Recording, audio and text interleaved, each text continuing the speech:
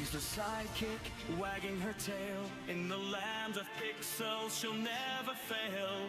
Gamers unite under Christmas lights. In this corner of Twitch, everything's alright. 8-bits of cheer, Sophie's near. Building worlds with holiday gear. Stream it loud, let the joy ignite. Christmas coding with 8-bitsabyte.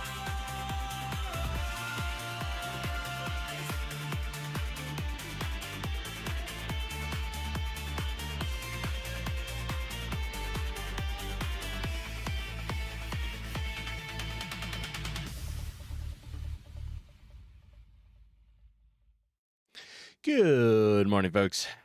My button was sticking on the stream deck. 8-bits here with a happy Monday. And of course, Sophie's here somewhere. Yes. All right. What do we have for today? Well, I think we're going to be working on a little bit of I have to work on some scenery design. Got to do that. I got to make a lot of objects. So we'll be spending some time on that for sure, right? All right. So we're gonna get my hat situated here. It's a little cold this morning. I think it's like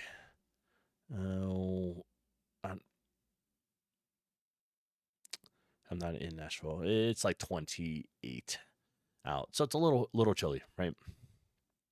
Also, my phone updated last night. And I don't know if I particularly like this style of update. It's a little weird. I got to like when you're trying to do stuff, all your buttons are different again. So now I have to figure that out, right? But where was he yesterday? So yesterday we were trying to work on a backpack. We made the backpack look a little better, right? It no longer looks like a Bart Simpson head with a Ninja Turtle mask on. Doesn't look like that anymore. So it's better. Not perfect, but it's better. I don't have a whole lot of other game stuff to talk about outside of yesterday. I did play some Soulframe. I am stuck. I'm at one of the first main boss, which is the bear, and it's tough. It's a tough fight. I might be a little under leveled, so I'm gonna leave it, go do some other stuff, and then I'll come back to it. Brewer, you will be lurking. I appreciate the lurk. All right, let's roll over into some design stuff, right? All right. So I don't know why, but when the backpack is created, it's duplicating itself. Not so much the backpack, but the inventory. So I had to put all this show debug message stuff in here so that I could try to track it down and figure it out. And I'm having a lot of trouble with it, but it's all right. So we're going to go ahead and start it. We'll take a look at a couple things. And like I said, today we have some scenery work we have to get done. There's a lot that needs to get done still.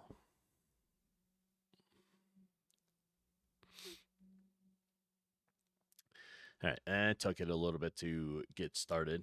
I'd always rearrange, as soon as I open a game or something, run it, it always resizes my GameMaker window, and that's a pain. All right, so here we are. We're starting inside the tavern. We have an inventory, right? So when we hit I, this is our inventory. We're not click and drag yet, but I redid this side. So we now have our quick slots. And eventually I'll have it so you could drag this stuff over to it. But it works. So I have a little potion here on the ground. And if I open it now, it's there.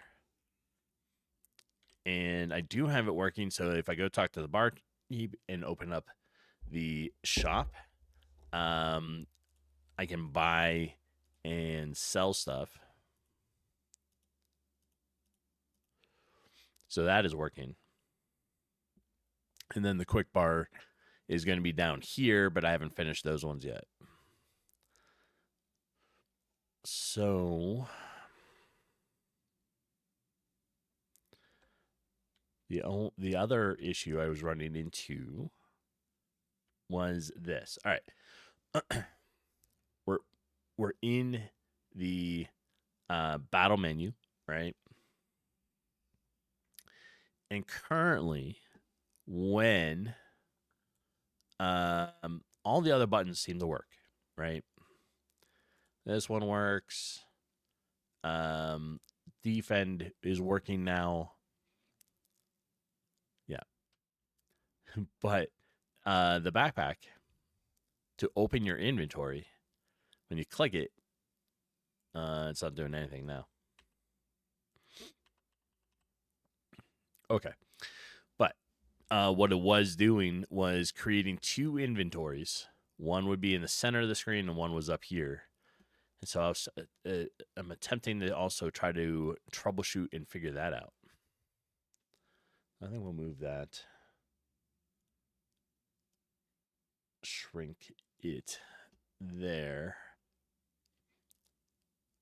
All right, this is the backpack stuff.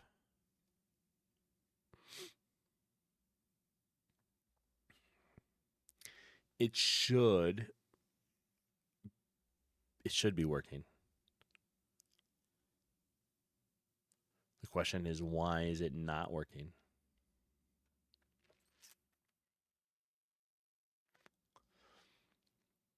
Right. The backpack, I mean, all right, so I have them using the same function, right? It's called toggle inventory.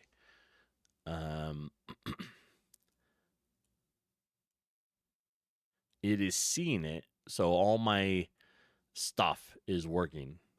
Where backpack created, toggle here, that's working. That works. Yeah, see, they're all being created, so I can see what is going on. But now, it's not drawing it at all. Okay. Well, let's start over on some of this stuff.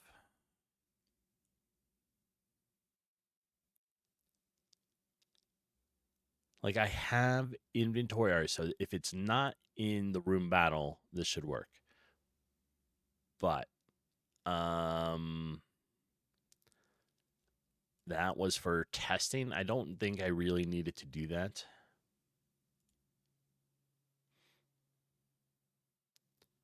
This is keyboard, press E for transferring rooms. HP, okay.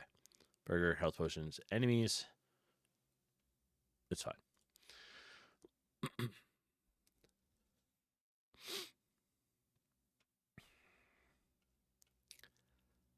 How did I break it? I think that's my question. Turn on some music here. We will just do some chiptune. All right. This is action run. We're not worrying about action run right now. We handled that stuff yesterday. Battle switcher. I don't need that.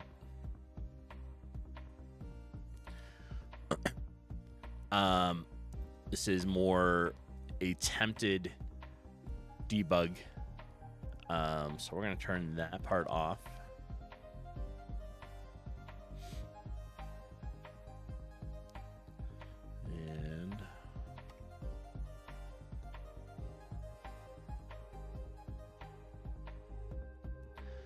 debug section. This is more debugging. Well, testing of the slots, right, for the inventory bag. But here,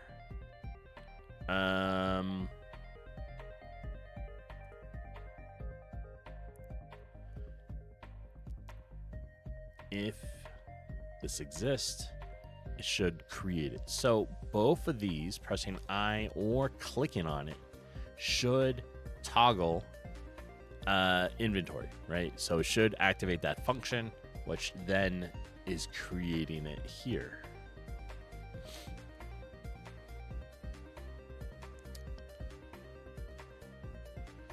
Zero, marsh. It should all be high enough. Should be able to see things. So why are we not working? Right? It doesn't even see eye. Like eyes built into the step here.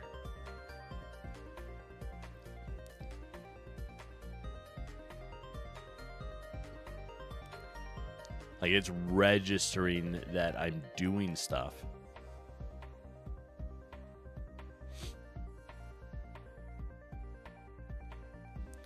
Inventory created. I don't know. All right, let's leave.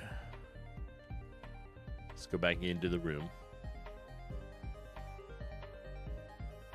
Okay, it worked that time.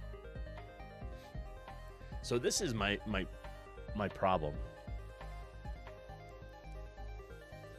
2 inventories. I have one actual inventory down here, right? And then it's like reproducing the sprite up here, but no inventories in it.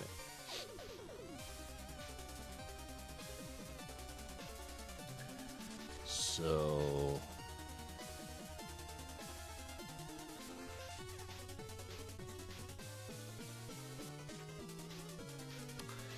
I don't know.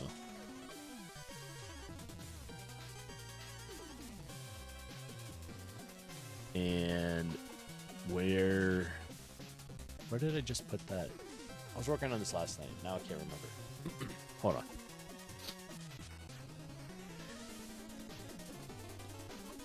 Where did I put that other debug message? This is in it. Is it?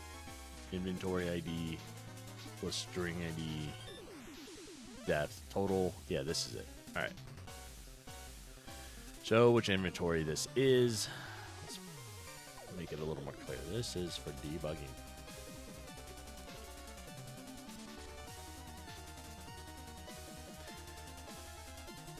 It's like creating 2 different ones.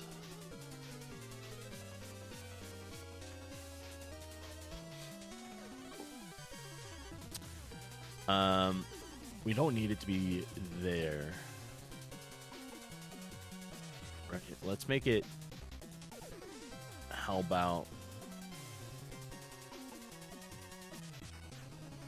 I want to be able to see it.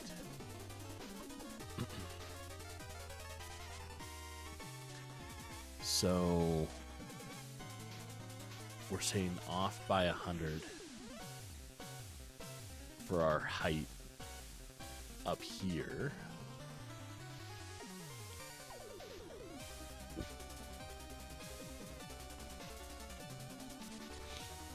Draw text 1010. It could be. I just don't know what it's doing. Trish, you got a shower, etc., but you'll be lurking. I appreciate the lurk as always.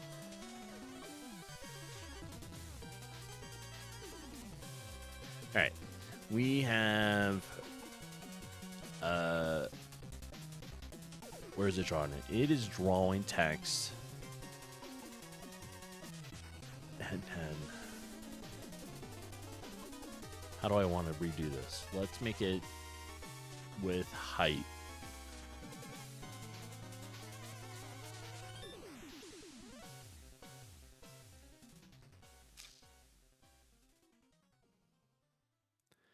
and it's only showing up for inventory. I also got to stop all this cooldown stuff because that's going like crazy. That's what the NPCs. All right, so we have regular inventory. This works fine. Right, and when I run this, it says total inventory. My depth is at negative 10,000. That's great. So,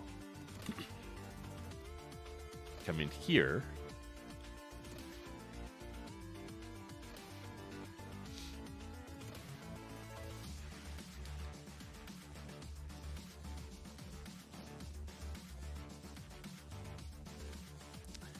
We need to offset this. So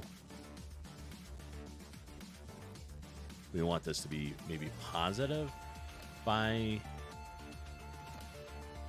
50 so I can see it. Let's stop it and restart it.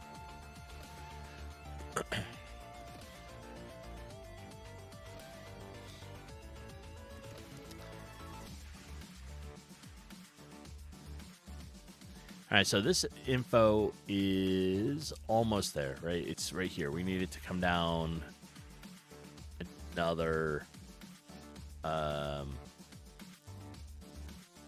let's make it 100.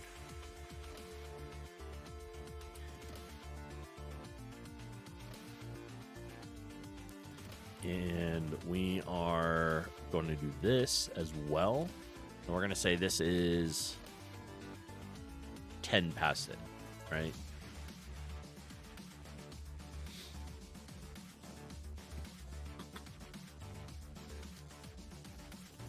There it is. All right. Now,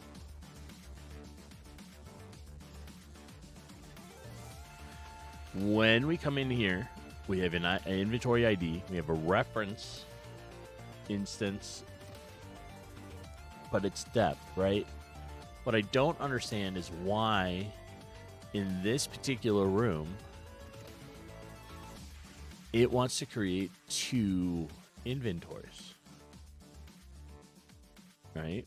Like it just shouldn't be doing that. And it definitely is. It's got the second inventory up here at 0, 0. But one of them is being created correctly.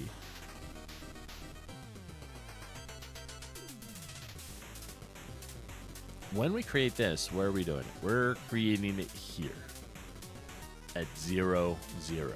I'm pretty sure this is the one that's being created up in the corner.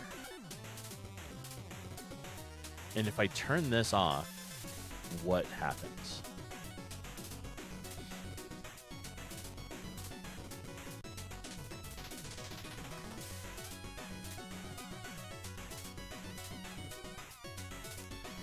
It doesn't create it at all. Hitting I doesn't work, or clicking it. All right. So we need that in there. Of course.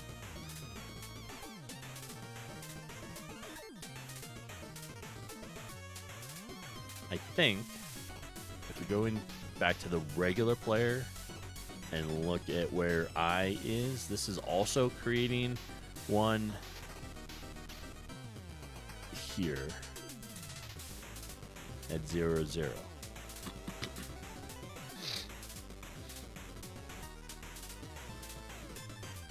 Well,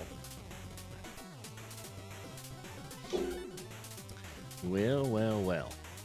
So then,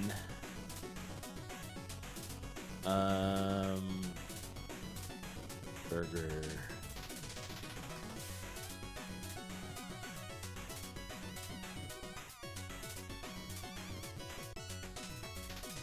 That's it, right? It is creating it right there. 0, 0 should be in the middle, because it's creating it. Well, if it's 0, 0, it's doing it right where the player is. And battle players over here, like off to the side a little bit. But one of them is showing up correctly, and one is not. Right? The question is,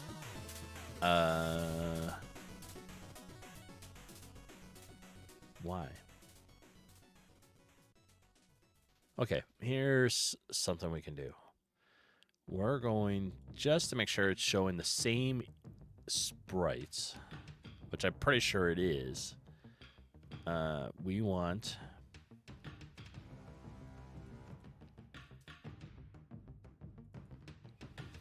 here, we'll make a new layer.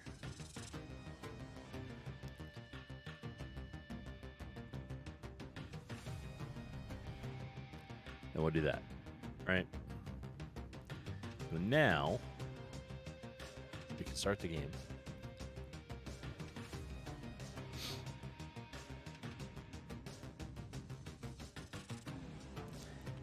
And it works fine here. There's not a duplicate showing up in the corner. Inventory's there. But when we click this, see, there's the circle, and there it is. It is, in fact, creating two. And this is just taking the sprite, not the items, right? So if we leave this, go back, let's buy some items.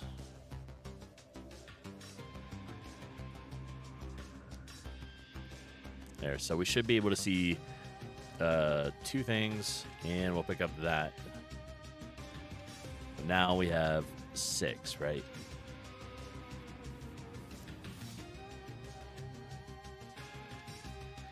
Six here, but no items over here. So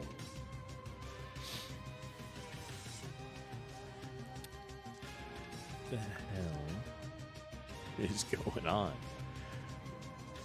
Okay, I don't get it. The backpack is only creating an instance of it. It's only once.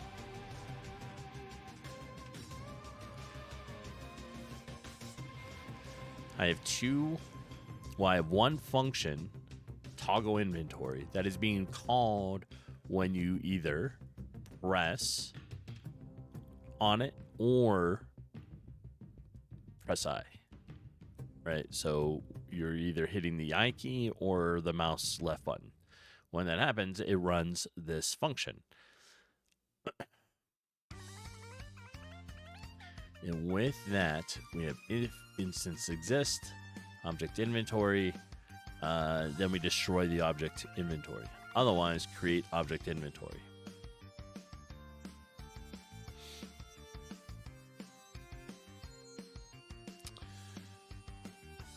And this is in, it shows up when the player comes in. So unless there's two being created,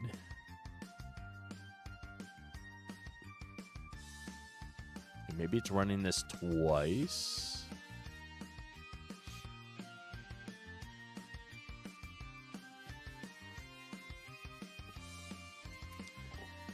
Well,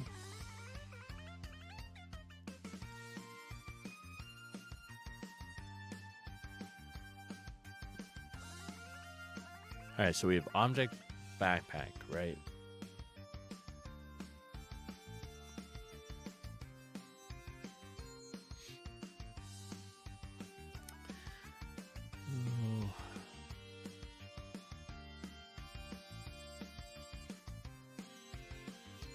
Object tags. Trying to look to see if we have anything that could be replicating it twice there. Right? Like two backpacks. I don't see anything that could be doing that. And it's definitely only with the backpack.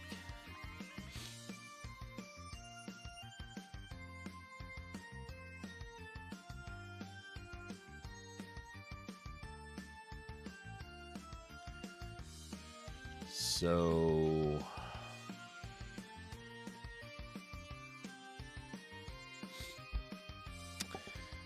no.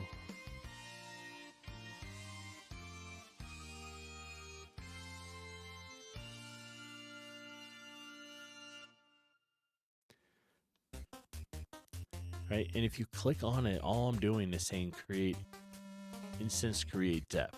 Just creating one instance of it.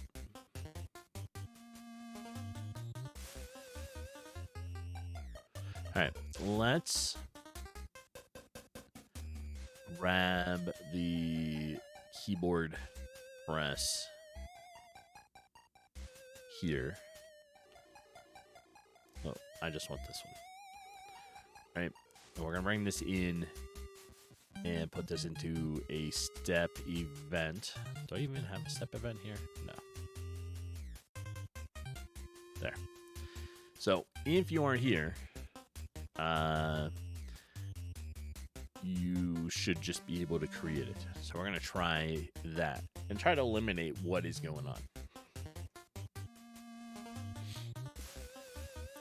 Right.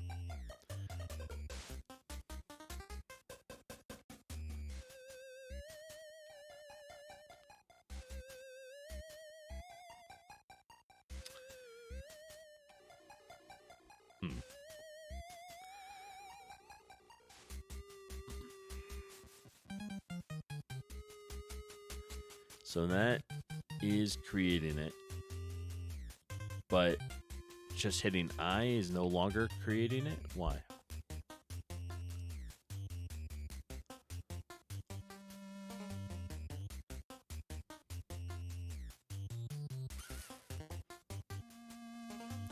Does it not like this? Is this not right? If keyboard pressed, I have it in step event, and that should be fine.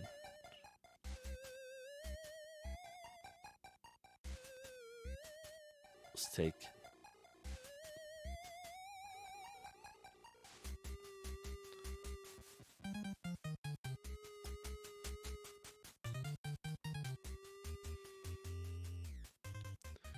oh, right.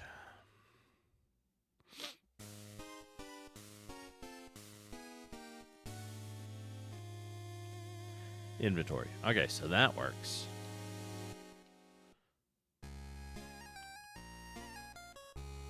Nope.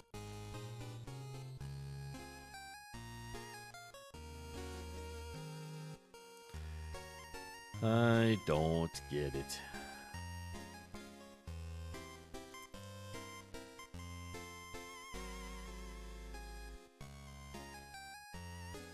No. Nope. It'll work like that. But then we have the double. I can't get it to use I now.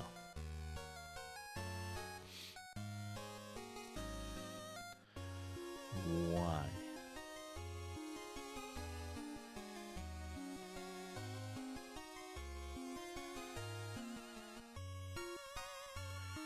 I have it inside Battle Player. You should be able to hit I here. If you turn that off,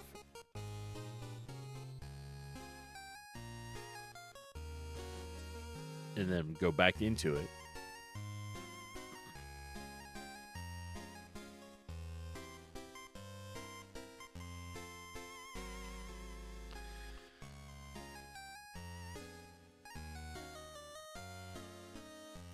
All right. That is working, and that is working. So, what the hell do we got going on? All right, we have Battle Player.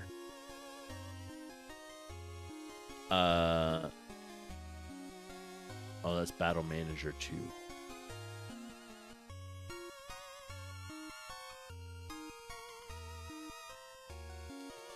There we go. All right, if we turn this back on there, but turn it off here, that should be fine.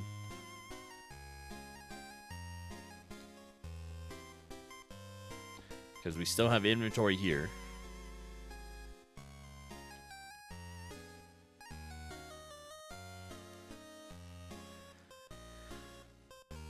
And even pressing it from the player here.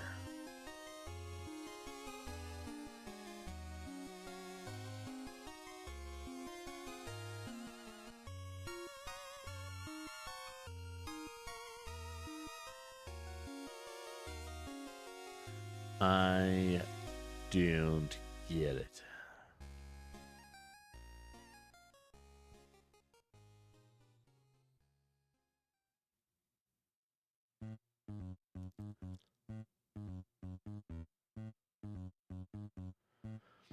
So I think if I can't get it, what I may end up doing is making it so that you can't open your inventory during battle. You can only access the quick slots. Right.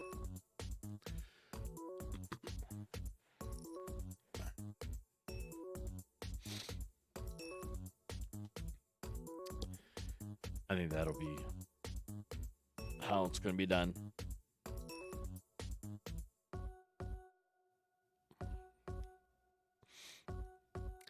So we need to draw 3 clicks, like 3 quick slots on here. But before we do that, let's design the room a little bit, because I need to work on that stuff too. All right, let's bring this up. Here we are.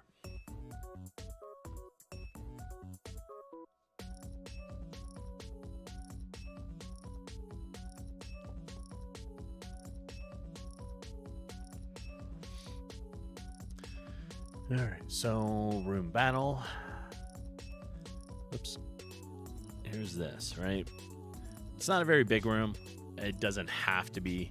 It's only designed for the fight stuff, right?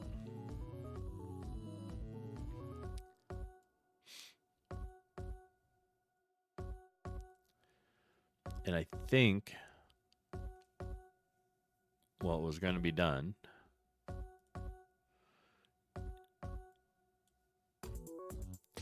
is we're going to try to do this.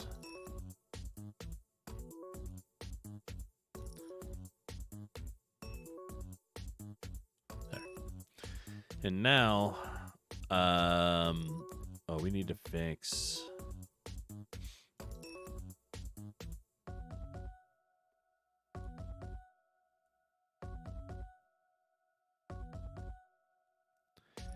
We need to fix it there, right? So we need some grasslands. We need some storage. That we want.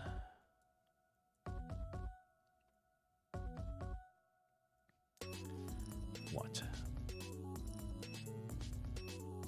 This. With that and that. Okay.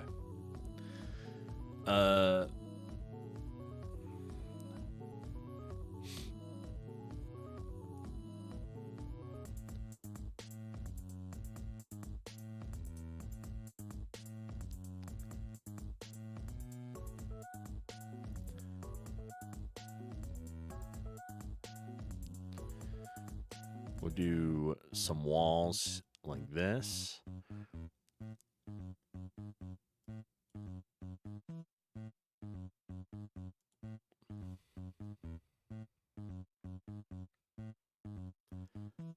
Yeah, because then do that.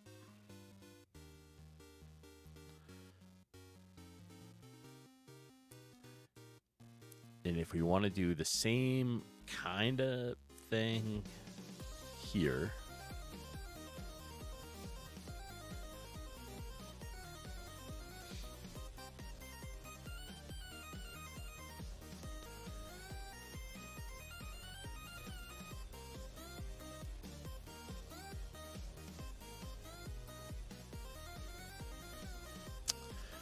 All right.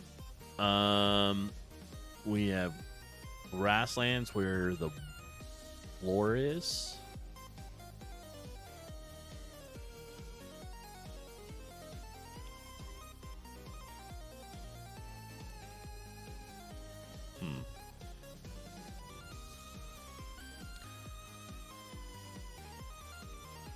I think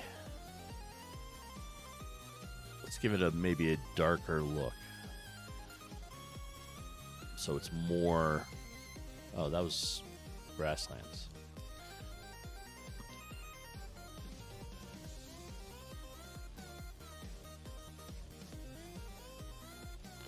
There. The only problem, like, I'm having or looking at is right there. These little square, like right here. So how do we combat that? Maybe move this back? Could probably do that.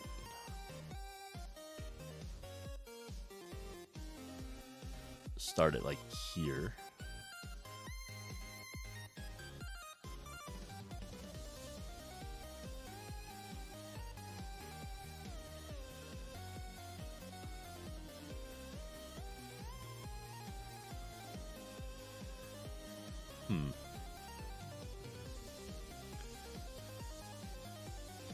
Okay, so if we put that there,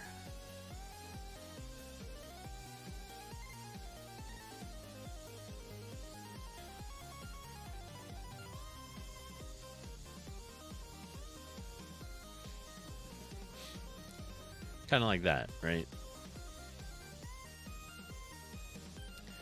But now we need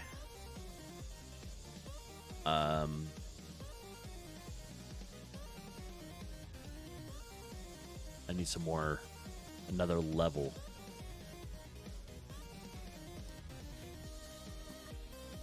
It's gonna go there. We're gonna do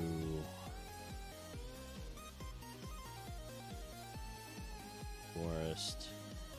No.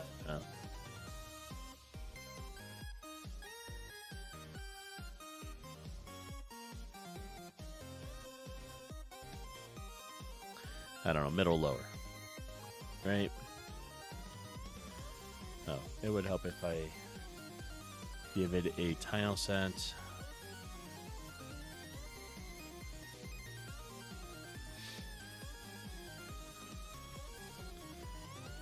And then we can do that stuff.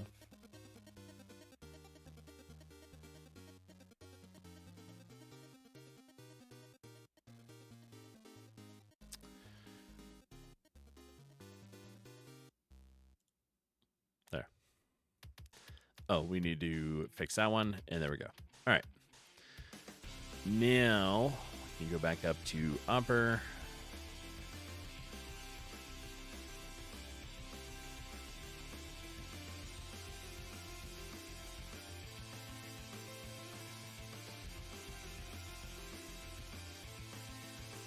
Throw, oops,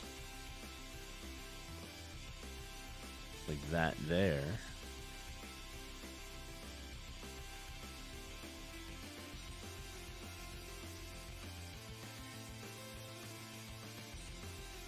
There we go. Okay. So now this is becoming our combat area.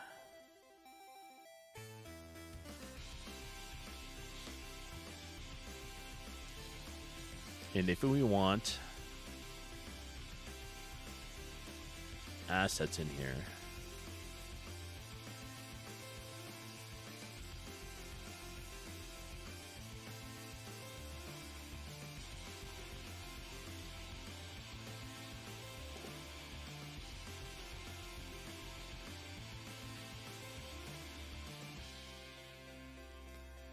where do we want this? Up one more, maybe.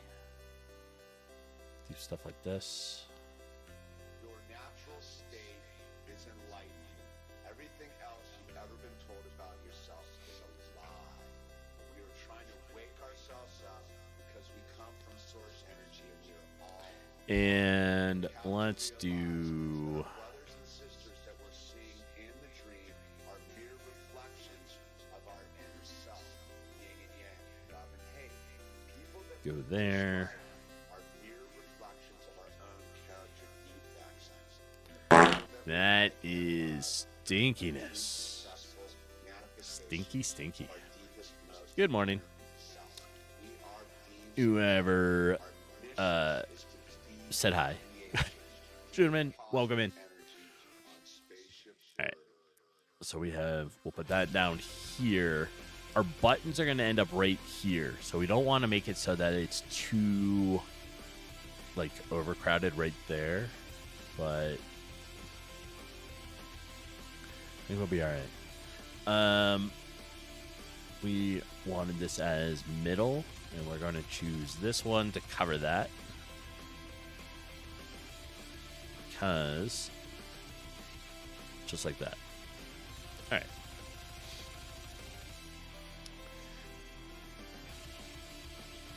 It's not bad for a small little, Anamanaguchi, dude. like, It's all because of you that we did all this tonight, and I had a rad night. Thank you. This is Stuff, Delusion. right? Ran long as always, dude, because I get so fired up on the dream.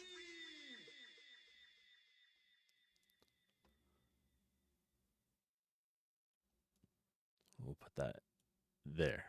Okay, so now we're gonna bring this guy in a little bit, and he's gonna sit like here. We have somebody like the first enemy is there, and there. Those are their locations. So we should probably put some stuff down along the edges.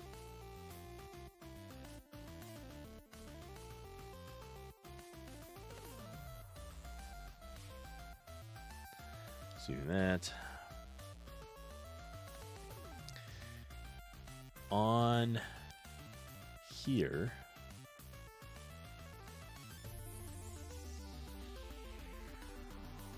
we have different rocks.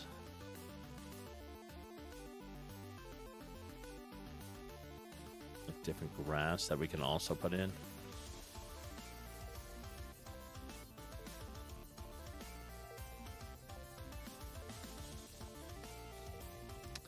There. And we'll grab a couple more assets for this. Now let's stick with ancient forest look.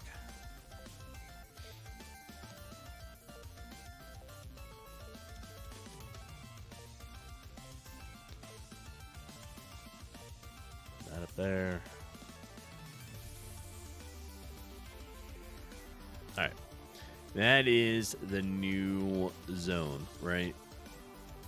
Now, I'm pretty sure I need to move all these buttons down a little bit. So, all 5 of these, we're going to slide them down.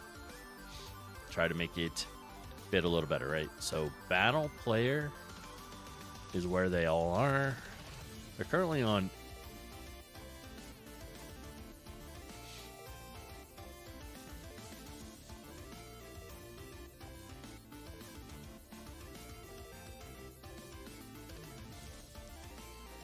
How do we want to do this? Like, how far down do we think? 32? So, plus 32. Let's run it. Take a look at it. And then we'll adjust again if needed. And the rest of the buttons. There we are. In our good old tavern. Okay. Oh, those are almost not even needing it.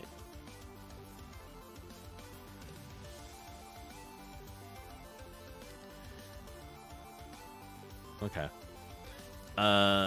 Instead of going 32, I think we can only go down 6. So if we brought it down 6, I think that would be good. And maybe over 5. So let's close it for a minute. And we will come back in here. We said bring this down by 6.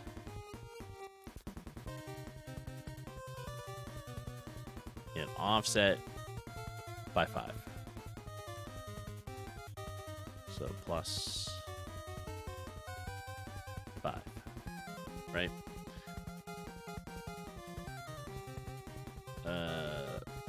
37. 9. This would be 101. And this would be 33.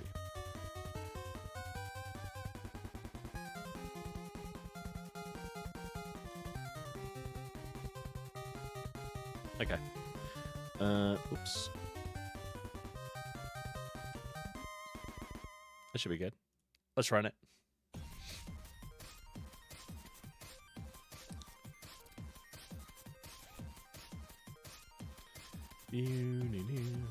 There we go.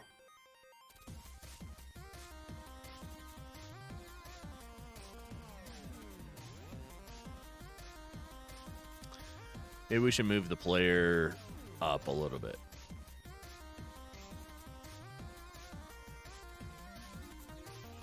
Or do we think that works?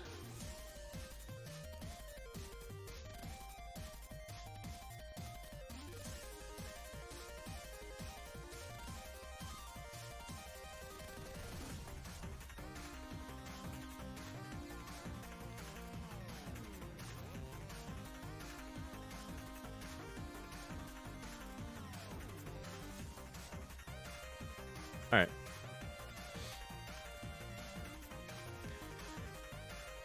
That looks pretty good. Let's run it. And then I think we'll be done with the design on this for now. Well, the battle screen. Okay, so we hit a light one.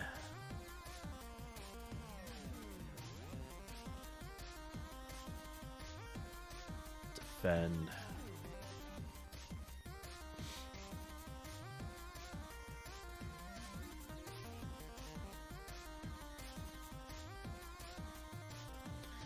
It is overlapping a little bit for the buttons.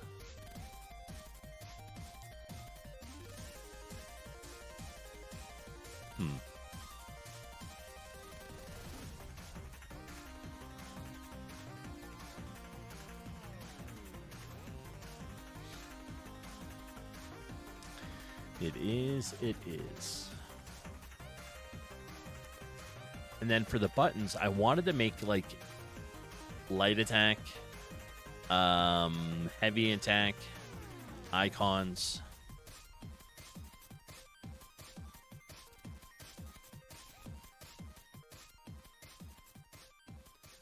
But for now, I think we're fine. All right, let's put that up there.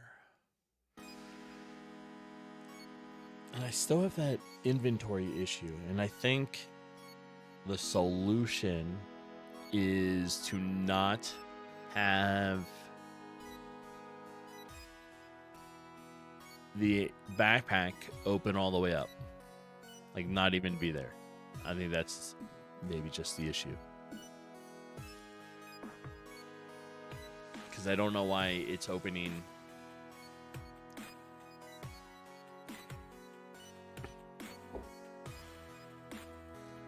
Two in this room.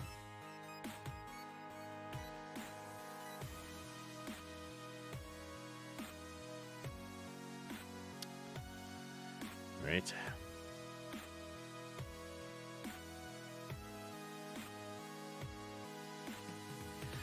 Okay. We have to spend some time and start making objects. Like all these things. I need to redo all this.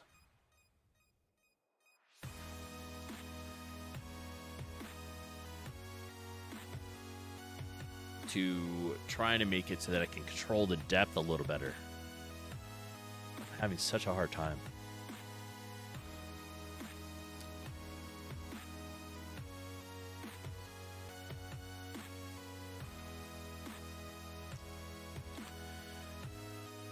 Okay, well, there's not a fast way to make objects either, which I have no idea why.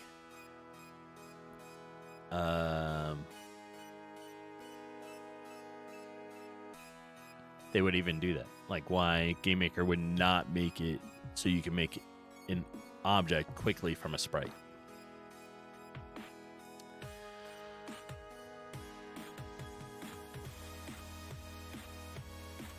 But that's the way it is.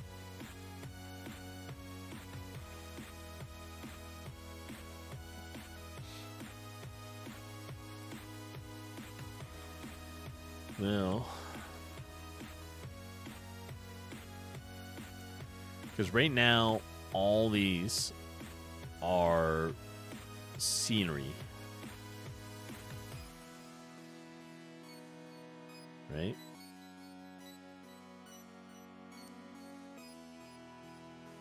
Yeah, it's this stuff.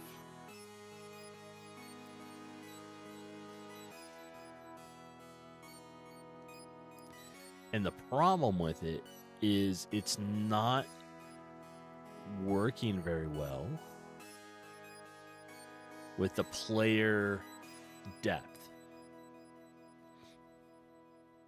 So either I need to delete all these, turn them all into objects, or figure out a better way to do this, because it's not working.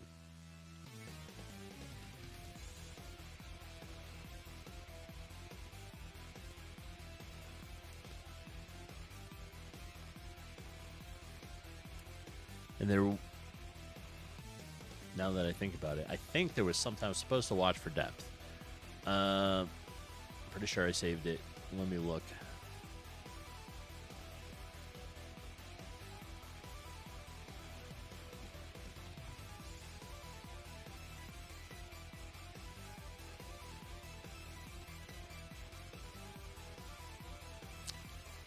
Maybe.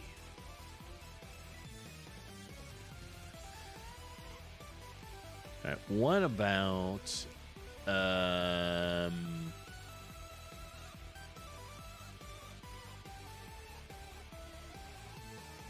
where did I put that?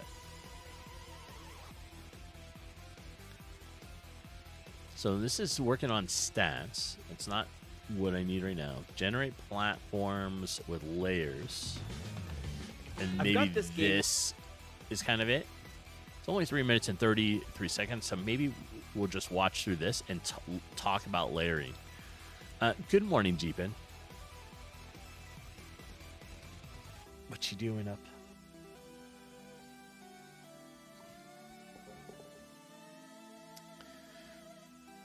I redesigned, or I finished designing the battle zone. You're watching me. Thanks.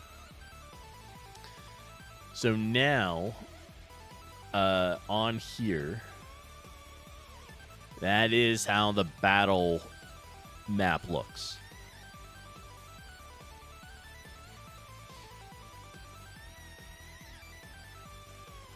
Right? Looks pretty good. I'm having an issue with this backpack. But this time, it's not because it looks like a face. This time, when it activates, it's creating like 2 of them. And I don't know why.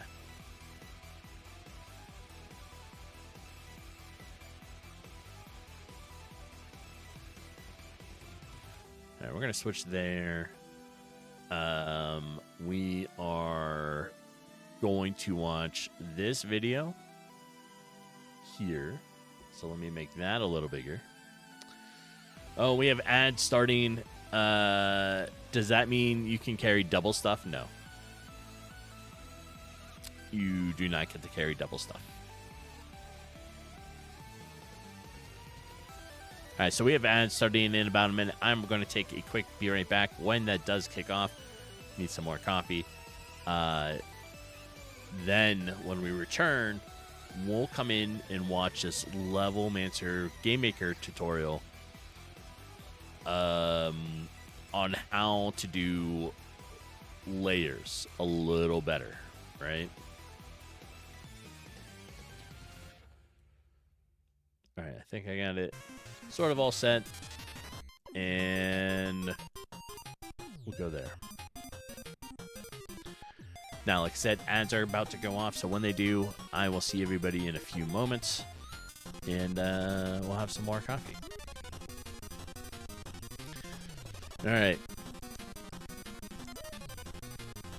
It looks like they're about to run, so I will start the be right back.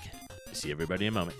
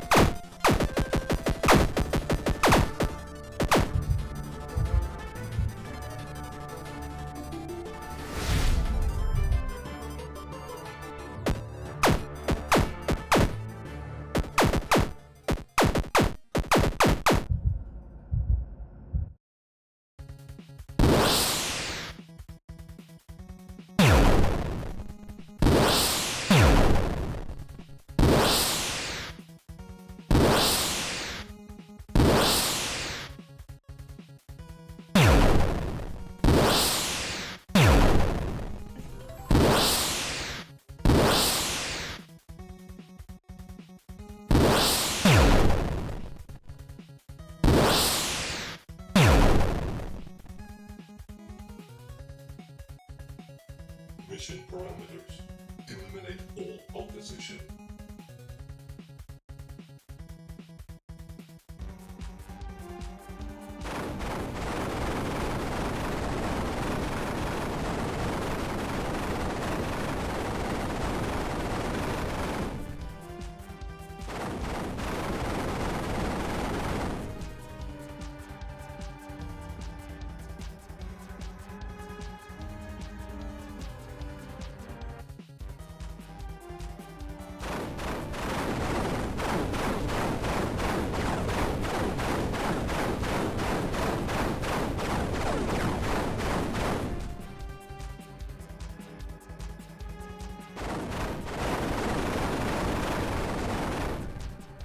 I started blasting. Bang! Bang! No, I don't see so good, so I missed.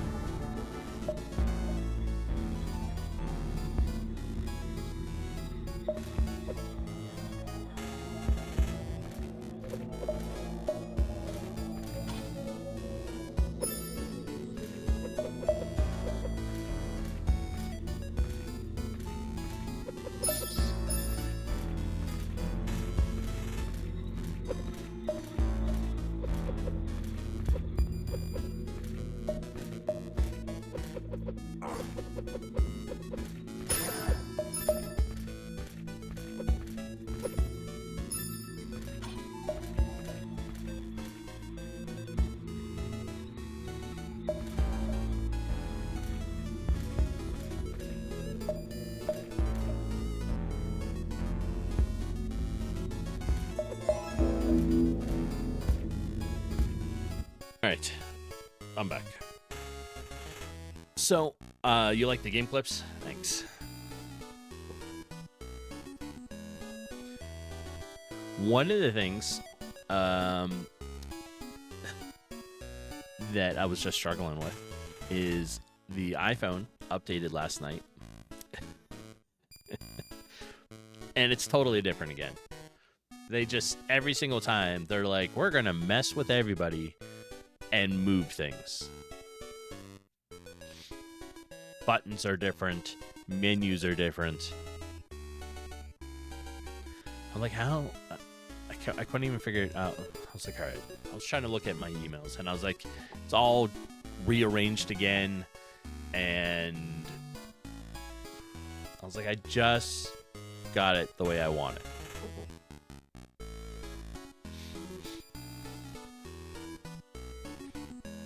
No, they just keep redoing the design of the layout, right? That's all they're doing. And every time they're like, oh, now you have to go here to open an email, or you got to go here to see your emails, or they categorize the emails differently. And I'm like, just leave it alone. Like, that's not what you should be worrying about.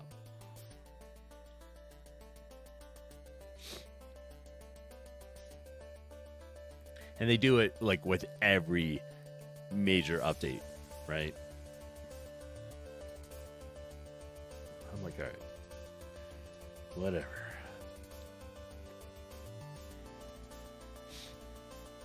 So let's bring this back up. We're going to watch this real quick and try to see what we can understand about how layers work.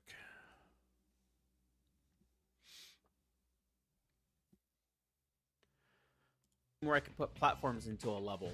The platform object behaves... I've got this game where I can put platforms into a level. The platform object behaves the same way wherever I put it, but sometimes the object is a tree stump, sometimes it's a bridge, sometimes it's a roof. While they're all parented to the same platform object, if I want each platform to look different in GameMaker's room editor, I need to create a new object for every kind of platform. This can get bulky pretty quickly if you have a lot of platforms, and makes the workflow a little tedious. Luckily, I've come up with a way to make this a lot easier. Stay tuned and I'll show you how. Did you just say stay tuned? Better come back. The problem is that I have one object called OBJ platform, but I'm only allowed to see the sprite that's assigned to it when I place it into the room. I want to be able to see the different sprites for each platform, so I can design my levels a little easier. I could change the sprite for each one in the creation code, but those changes will only show during gameplay and won't look any different in the room editor. My favorite solution here is to use an asset layer to display the sprite I want to see in the room editor, then use some code to swap out the sprites in the asset layer. Stay tuned. That was it. I was like, hopefully, was that the video and they're sending me to something else? I was like, oh. So we're trying to watch a video about layers inside GameMaker, right? I'm having a little bit of problems with some depth layering and hoping this sort of solves some stuff. So that's what we're watching. And welcome in FBI Dev. Nice. With the platform object. Then, All the just before Santas. you see anything, each platform uses the sprite that it replaced on the asset layer. Using this trick, you'll be able to use one object for all platforms, and you'll also be able to see each platform's unique sprite in the room editor. It's the best of both worlds. I'll show you how to do it. I've created an asset layer in my room called Platforms. Any sprites I put onto this layer will turn into an instance of OBJ platform when the game runs. Yeah. I'll put a few sprites on this layer. The magic lies within a script hidden in the room's creation code, and it doesn't look so scary, so let's check it out.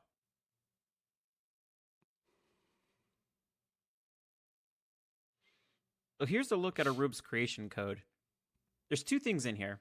I define a function called platformsCreate, and then I immediately call that function so that this will run just before the room starts.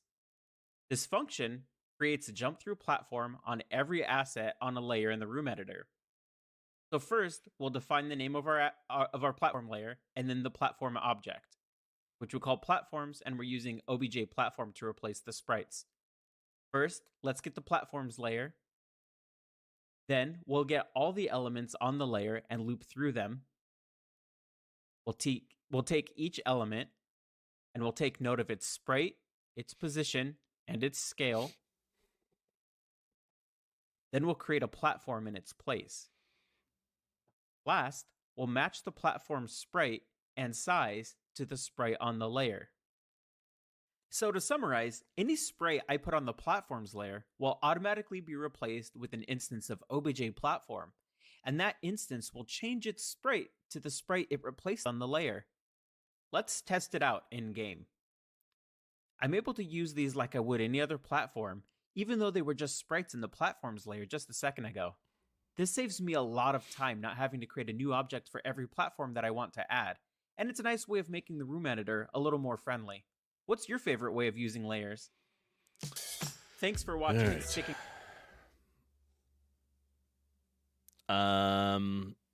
It sort of answered my questions. All right, so the idea is run all these scenery through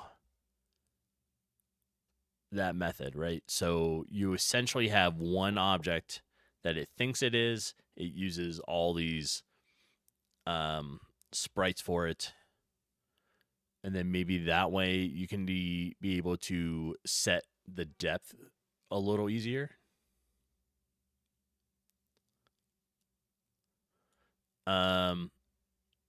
Let's stop that. Let's start it again.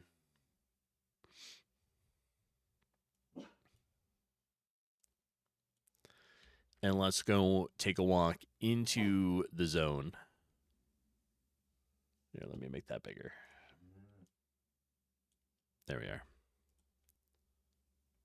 All right, so this is the issue, right? We have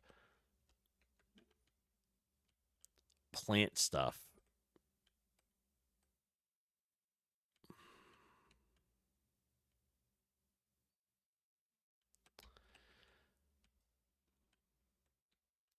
That I'm trying to get the depth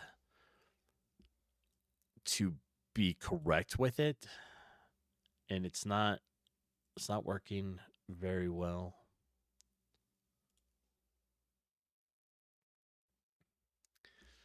So right now, like this one here,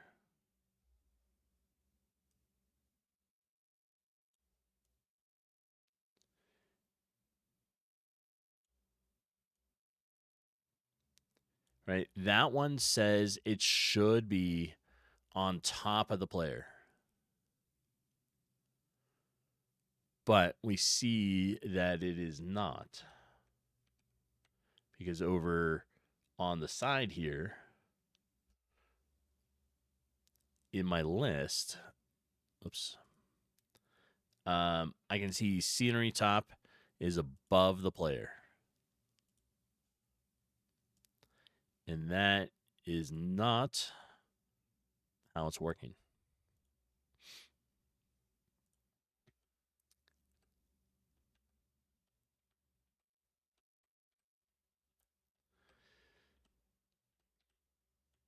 Yeah, I just don't know why or what it's kind of doing.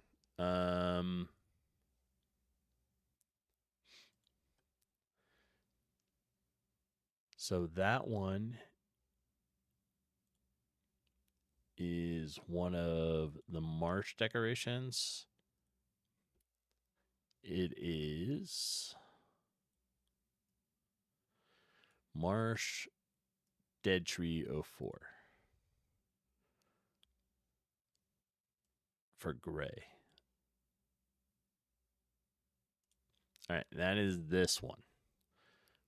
Our collision on it is set to precise.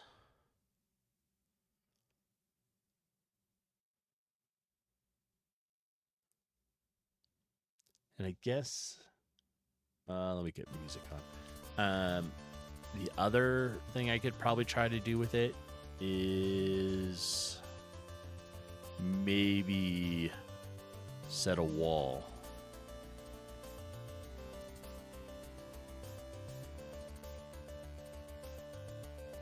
Right?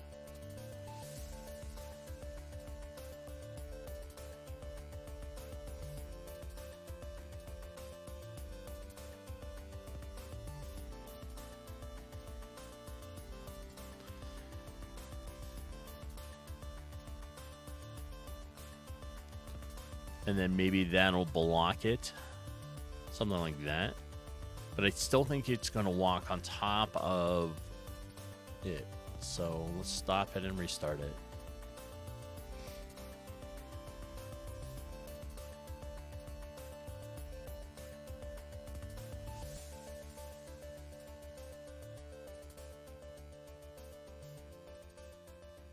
So it's this one, right? So we can't walk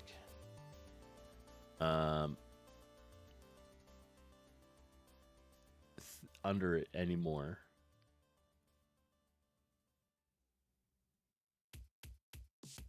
Down here.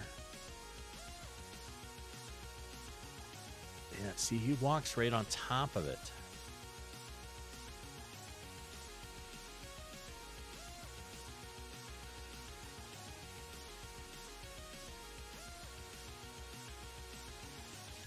And it's supposed to be that he's behind it.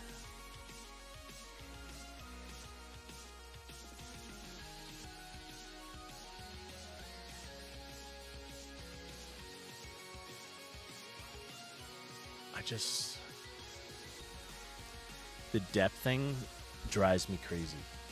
Because placing things in a layer should create the depth, right? This is like from bottom to top, and the player is set.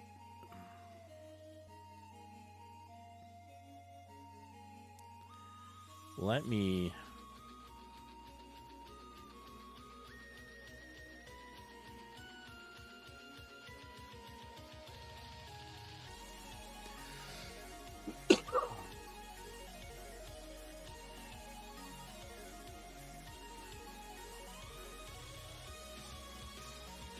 What? No. Nice.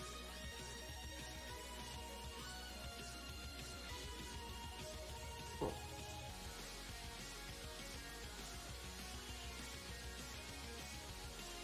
right. I said no. I didn't want it to. Fucking GameMaker. All right, let's stop it again.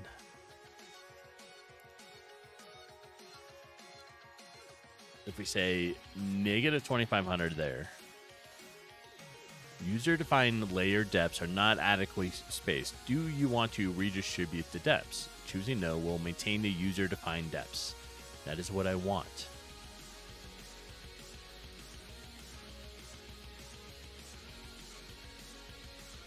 But it also resets like the player depth when I do that. Just stop. It redid them all. Motherfucker. Oh.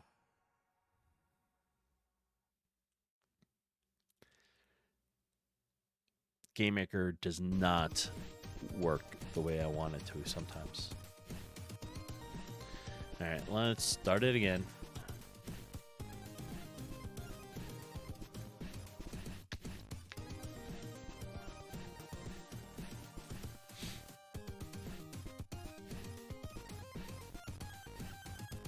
Alright, so now we have it here.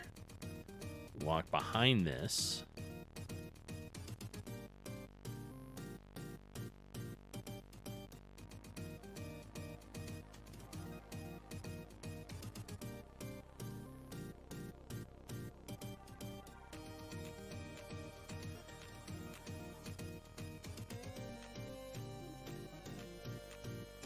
All right, now we have it.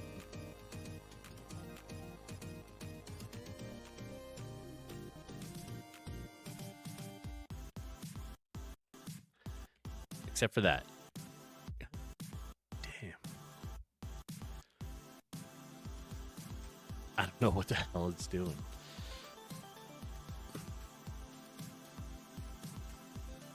We're getting closer to getting the depth right.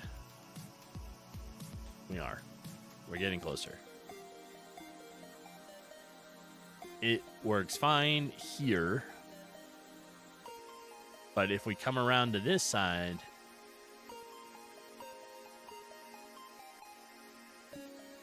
it just totally jacks it up.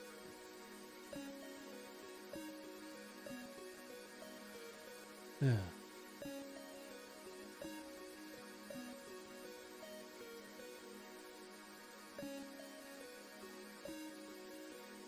Well,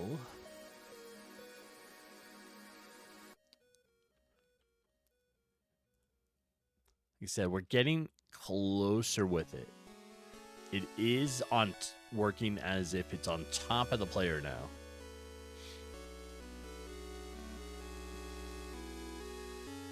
But now the whole thing is on top of the player.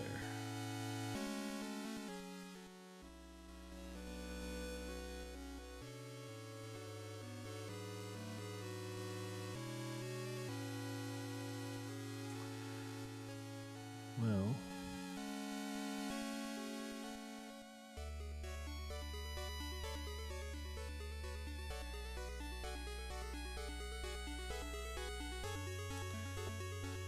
how do we want to solve it?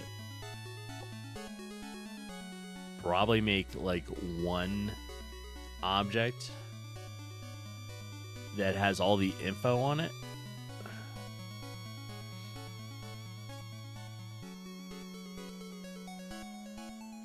And then we want to tell it, just like the video, that this scenery behaves a certain way.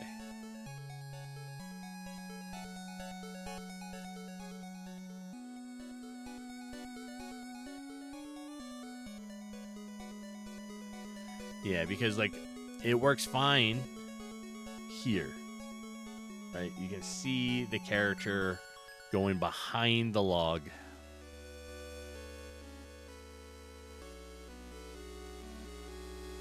And then I want it so that when the character crosses to the front of it, it changes so that the player's on top of it there.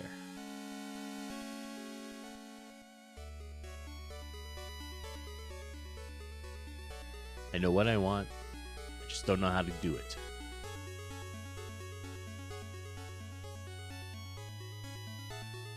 Right? Same sort of thing. Everything looks fine when you're behind it.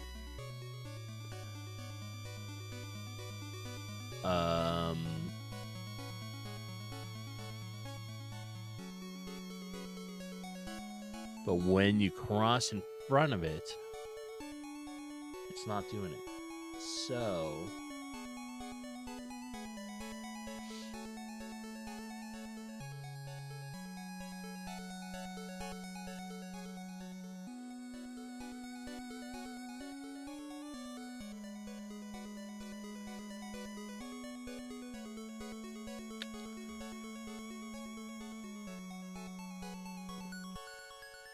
GameMaker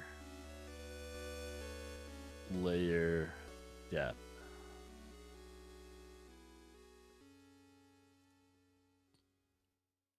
What do we have for here?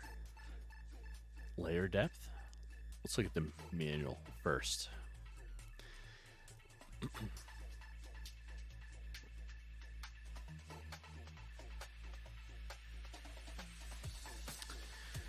So layer depth, or layer create depth, which is what I am doing for a lot of stuff, and I'm particularly setting the values.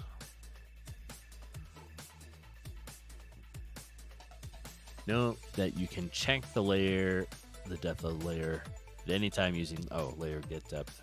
Yeah.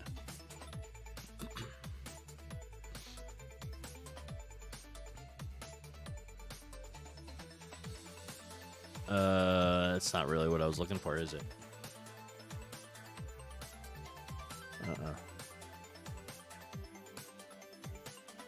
Nope, nope, nope.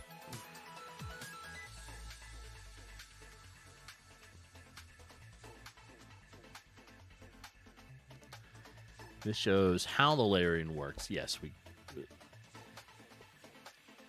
that is correct. But how do you get it so that it switches the depth?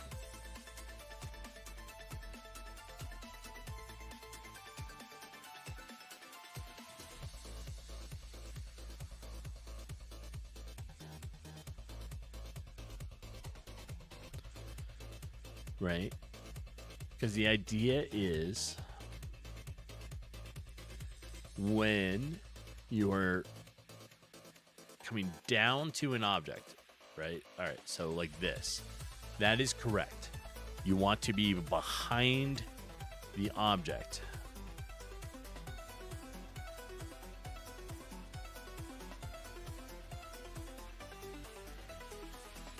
But when you cross in front of it,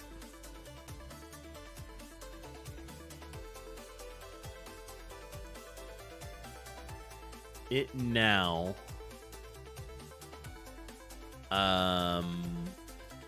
doesn't work. So now you are not on top of it.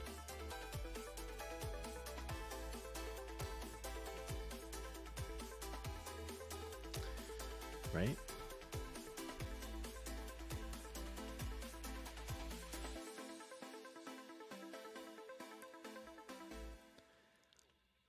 What other options? Layer force draw depth?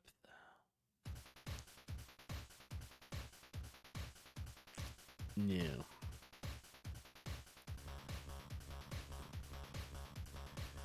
Do I have to be... All right, let's try to be a little specific here. GameMaker. Setting depth.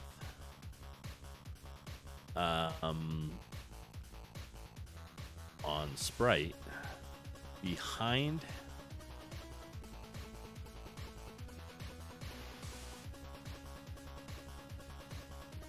object when above it and on top when below object. Let's see if this triggers any sort of thing. Depth equals negative y.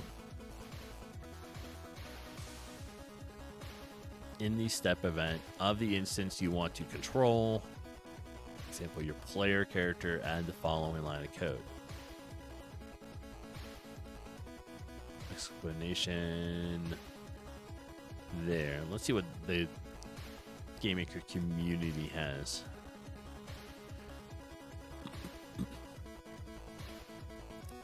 They've read, let's see it. Read up on the depth system a lot and have been watching several different tutorials, looking through the forums on here since my problem first arose. Okay.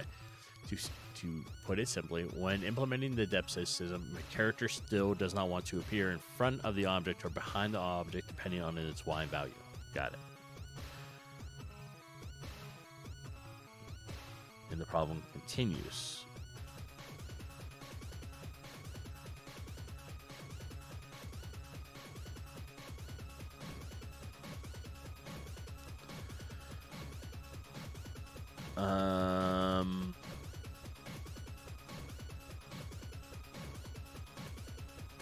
We may end up watching this, so we're going to keep that. And just to check,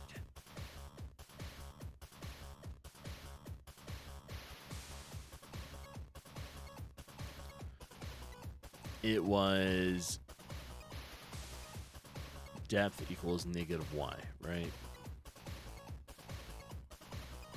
And that is in the player. And I have depth equals b box bottom. I want to see what B-Box Bottom really defines or says. Because maybe it's not the right option.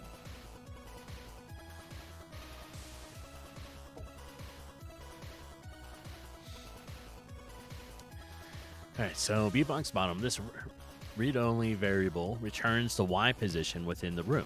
Alright, so essentially it's going to be the same thing, I think.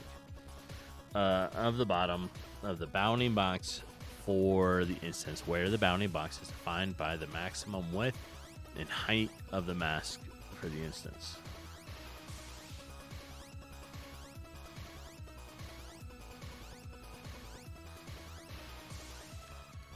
Well,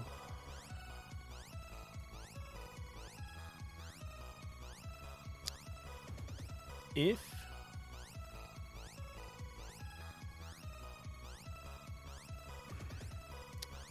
so, even when a sprite has a precise collision mask, the bounding box exists and is used for certain things. Great. And so you can use this variable to find it. Please note, when the instance has no sprite assigned, okay. Syntax B-box bottom, right? So we're saying depth equals B-box bottom, right? We're saying negative. Depth equals negative B-box bottom.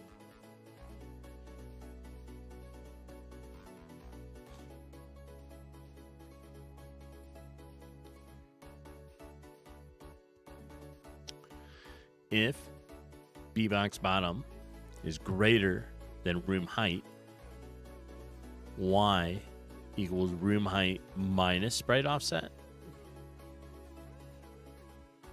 The above code checks to see if the bounding box of the instance is outside of the room, and if it is,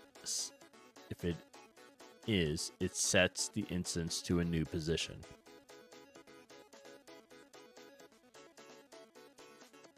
I don't think that's exactly what we are trying to accomplish, right?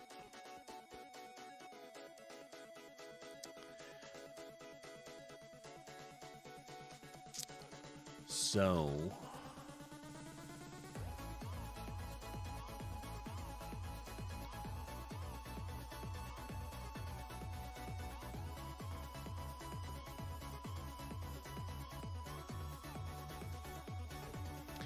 if we try that, let's just see what it does.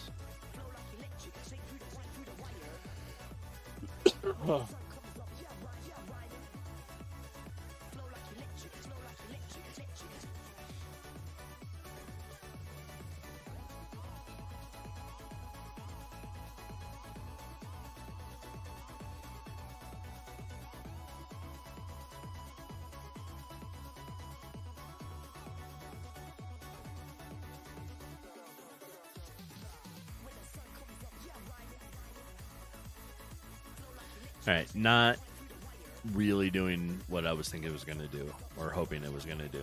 Like, it looks okay, like, when we're here, right?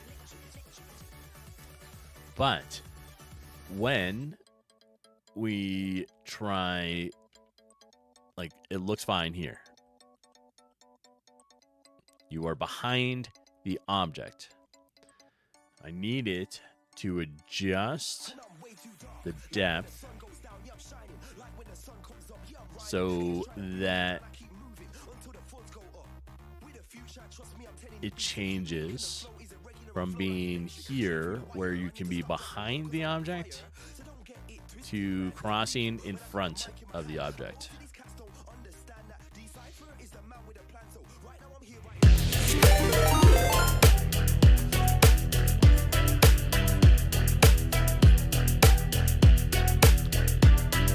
Welcome in, Raiders. Mr. D-Boy. I appreciate the raid. You're ending early today. So, for those that don't know me, my name is 8BitsaByte. And I'm working on a RPG game.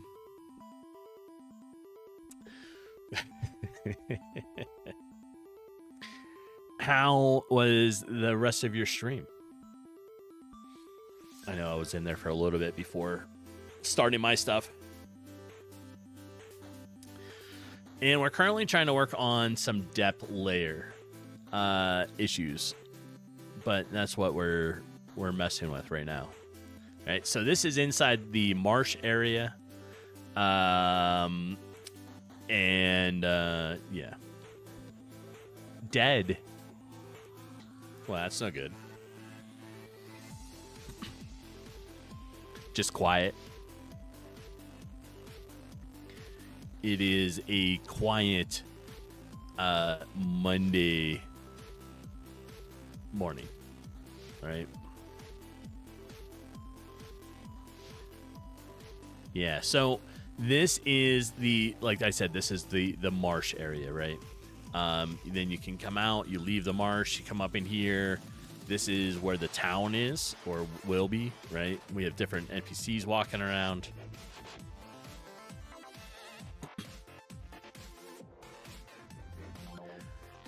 And then you can come into here, you know, and you got NPCs that talk and yell at you and all that fun stuff.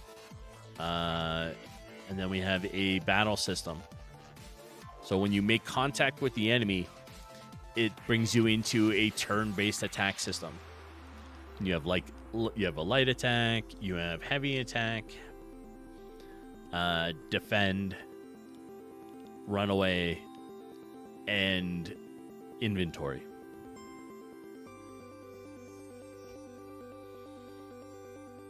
So it's coming along nicely.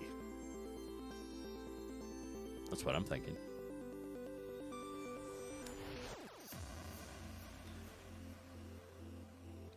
Yeah, I think so. It's coming along. There's a lot that needs to be done in fixing of depth issues, you know. But it's getting there. That's all. It's getting there.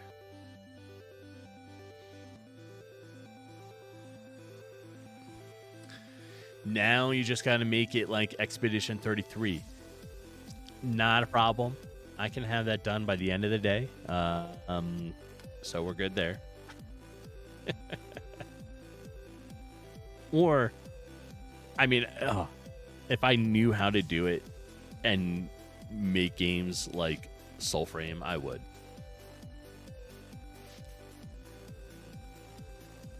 Just come up with it. Be like, that's it. Game over.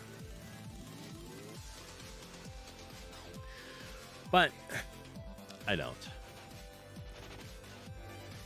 I have enough trouble in 2D just trying to make it so you know,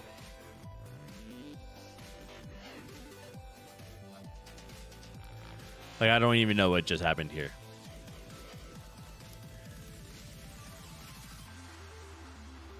Why is the player going below some stuff here? I don't even know. All right, let's stop that. Let's go back to the player. Let's change it back to the way I had it.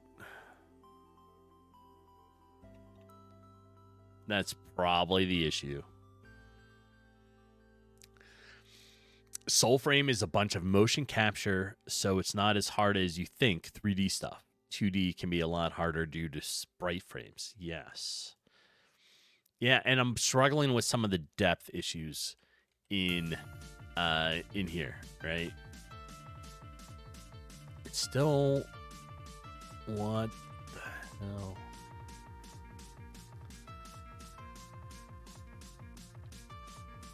Trying to... Oh.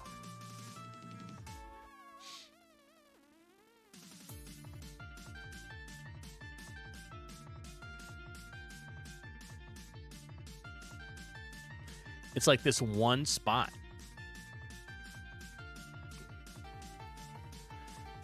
No idea why. Nice grass, yeah. The grass, it'll get there. It is a placeholder. Okay, it's not solid green looking like that.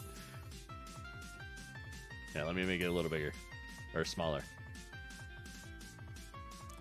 Right. So, it's a placeholder.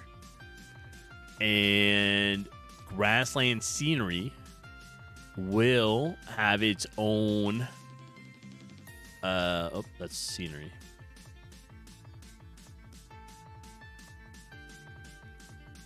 Here.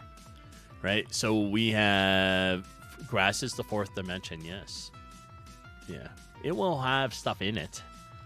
I just haven't gotten to this one yet.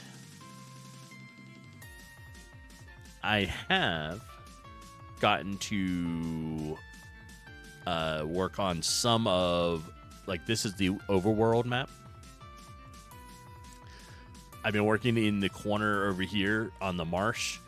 I have another marsh area, and then this is all ancient forest up here. And then the grasslands, right? So the grassland biome will be all up in this corner. There is a lot of work left to do to get it so that the project is done on time. That's my goal, right? I self-imposed a 3-month time limit on a RPG game. Probably made it a little big. And now I have to do a lot. So the current thing is to try to fix how depth is working. And once I figure that out, then I can go about fixing it, like finishing all the design. But we're getting there. We're getting there.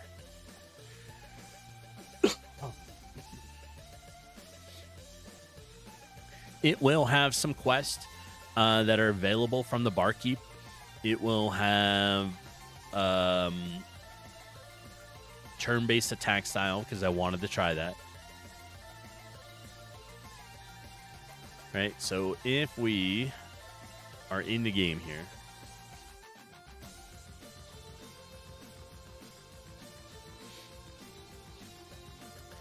and we go here, we go talk to our barkeep. Right, this is our chat area. You have the options to choose a job, which is a quest, see the shop, and leave. I have buying and selling on the shop already working. Need a job, we can choose that. It says I got a few problems, you'll be compensated for it. What kind of work do you have? Yeah. Then you have like quests 1, 2, and 3. So right now, there's only one there. And it'll send you off, you know, to do the quest.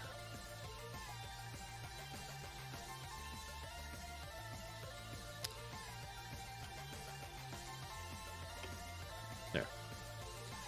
There is no quest log yet. I do need to make that. How many quests am I thinking? Like 3. 4.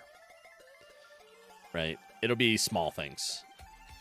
The idea for a 3-month-long MVP is to make a minimum viable product that can showcase what the RPG can be. So it's supposed to be a complete game, just minimal content.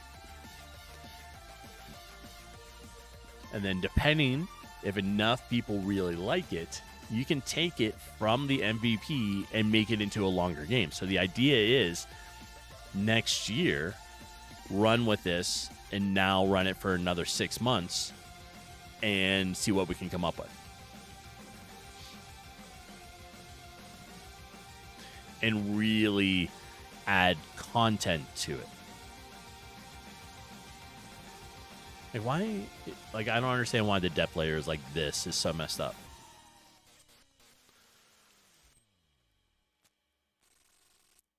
like this. I don't understand what the hell's going on there. But I guess we'll figure it out, right? I may just need to redraw it. It looks like it's just this line.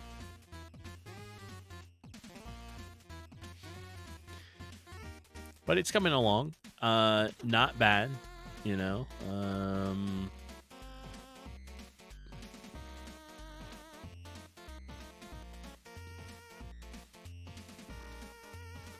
I got a couple random enemies wandering around. There's a skeleton. There's another one.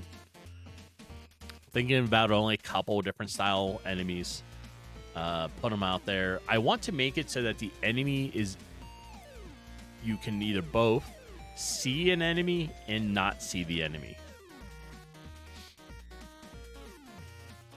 If that makes sense. So that way, from a distance, you'll be like, oh, there's an enemy over there. You can choose whether you want to go and encounter it or not. Or you'll be walking along, you leave the path or something, and you run into an invisible one, and when you get close, it pops out like it's surprising you, like, ha, I am here. And then you have a battle, right? Like I said, it's going to be turn-based attacking.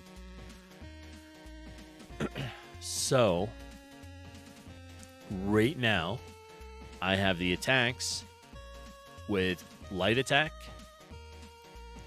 So you take your turn, and it goes one by one through the enemies. You have a heavy attack. And then you can go into defend mode. And when you do, it replenishes your energy because your attacks use up energy or stamina, right? So it replenishes it. Oh. And that's kind of the basics for the attack system.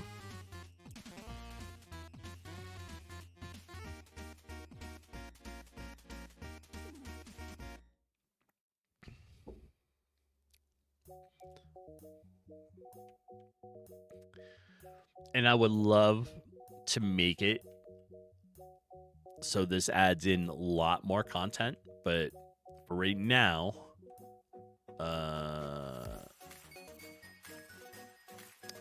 don't know what the hell's going on. For now, we're not worrying about it. We're just going to get it so that it has minimal stuff, right? It'll only be a couple quests. It'll be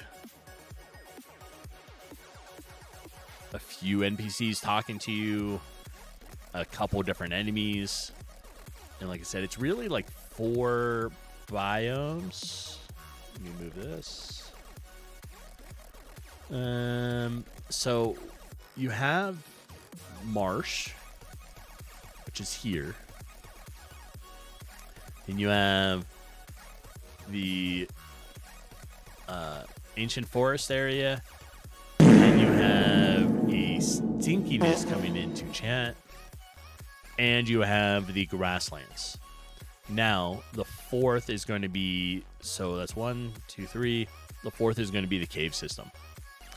And welcome in, Term. How are you doing this morning? Stinky, I see. Gotta get that morning farts out.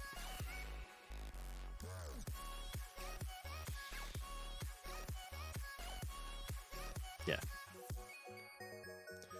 And right now I have like the NPCs, they yell at you, right? So they do like, hey, come here, check this out. Like, you there, that kind of stuff. You know, like when you're playing an MMO or something, you're running past like NPCs, they always yell at you. So I introduced that into the game. All right, let's... Dem farts. I know. Chat be stinking sometimes, you know? Occasionally, you just need to, you know, put a gas mask on and get down to business. Can't help it. Can't help it. I know. All right. We have the player here.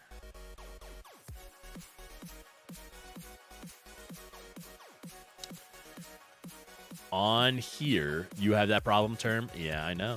I know.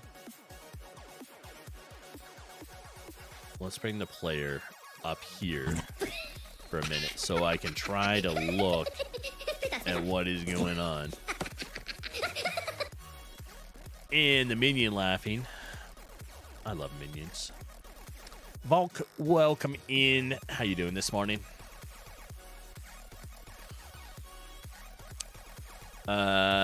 After the farts, you leave 8-bit alone. Okay. So what I don't understand is why this particular one is not working right. We have grasslands upper. That's scenery upper. That's not this. We have grasslands lower. No. Grasslands below. Grass above. There we go. So that particular group right there,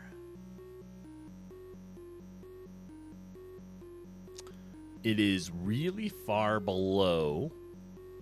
It's at negative 900 in depth.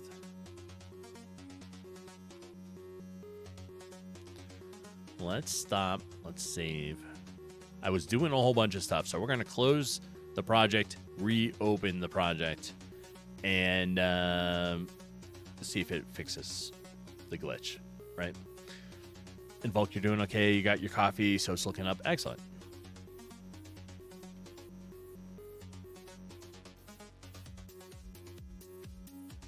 There we are. We're going to close project. We're going to reload project. Like I said, I was messing around with a whole bunch of stuff, so.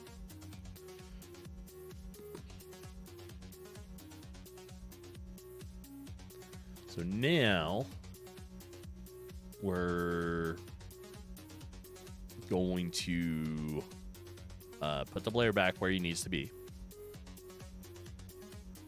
You are here. And we're going to start it.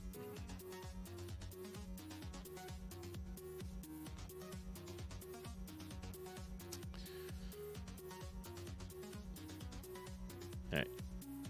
This is all working in here. That looks right there. That's still not quite right there. And this is not right.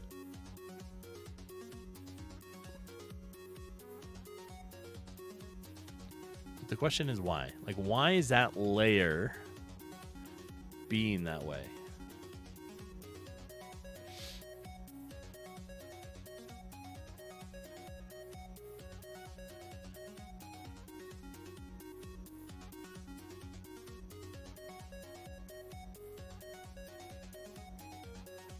I felt that sneeze come on. I was just like, oh no, I'm going to sneeze. Man, I'm glad I didn't sneeze when that fart occurred. That pushed that gas all over the place. All right. Why? Let's redraw some of this stuff, right? And see if that resolves the issue here.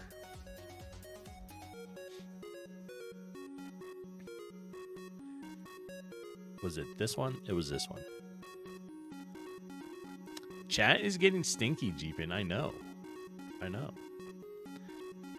They be like that sometimes.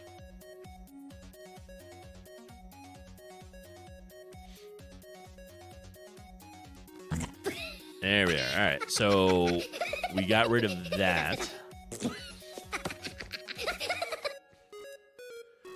What level is this?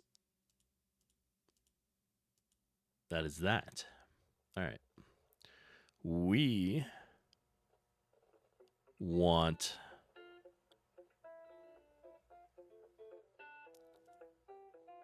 that's grass below.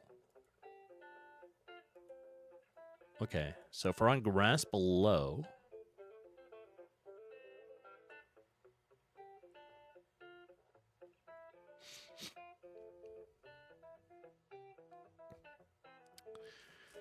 that's why. All right, so we needed to not do that. We should have like this. So it's a straight piece all the way up. And then we go up to the next level and redraw this.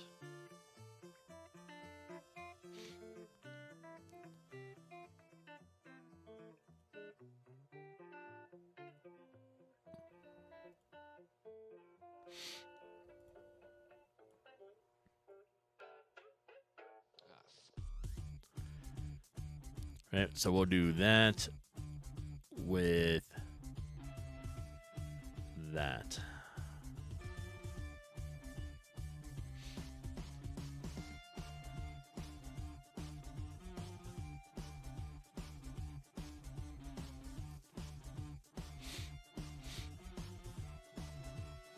So now the idea is, I think we need to see like what actually is occurring here.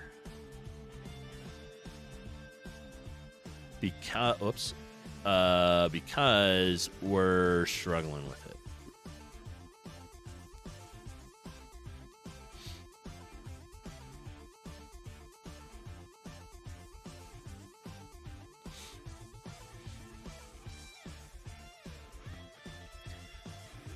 And then the way this will work is we are using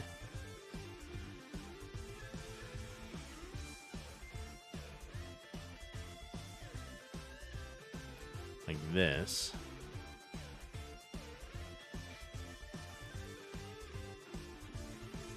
There. So now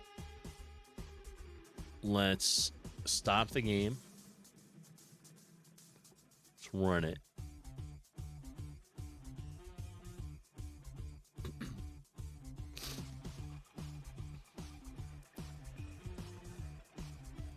We come out, we're there. It works fine down here, right?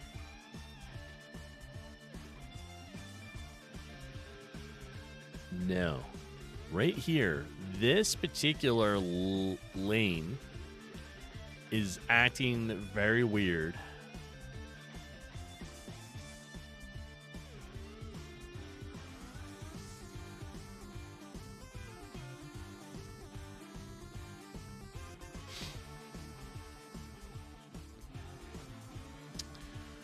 Well, it's so far below the player that I do not understand it.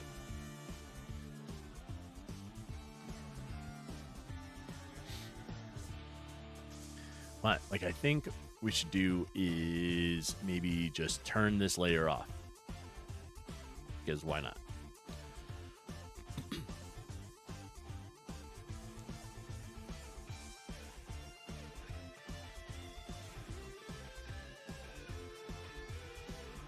And we'll put this here to see. That's it. We'll just start it over and check if it's that particular layer that is messed up.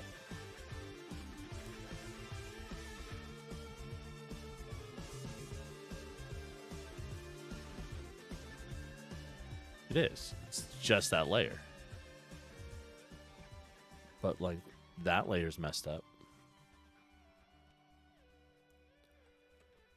Why? Why do you have to be like that one particular layer that is just like, I'm not going to work?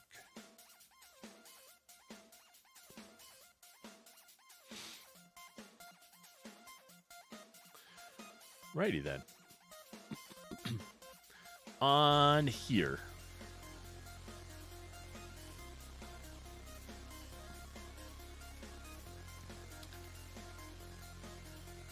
we will do this.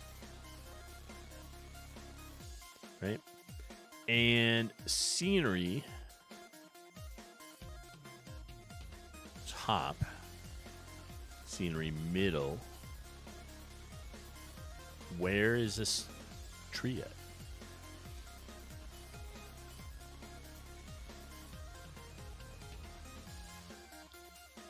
Well,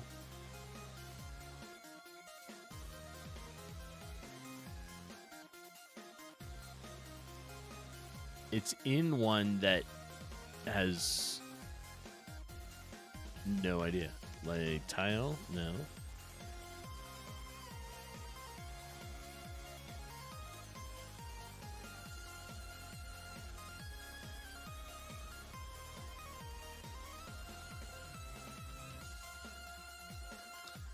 I don't like trying to figure this out. Where interior, exterior. Exterior, building up, wall, grasslands, scenery.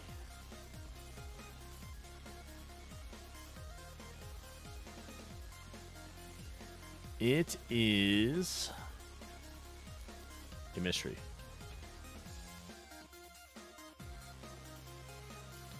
Okay, one by one.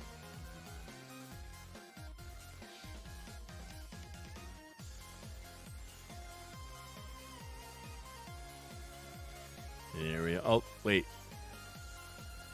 That was it, right there.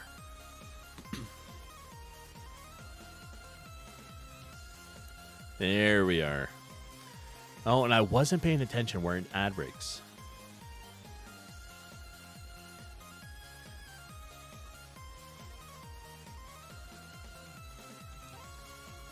Oh, there's another one.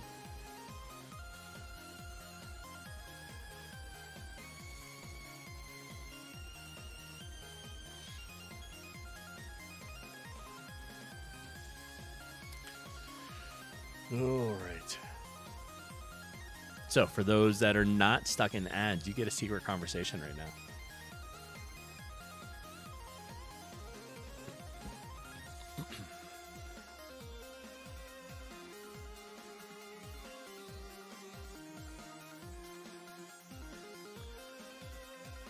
You do. You do, you do. I also feel like the NPC dialogue really needs fixed.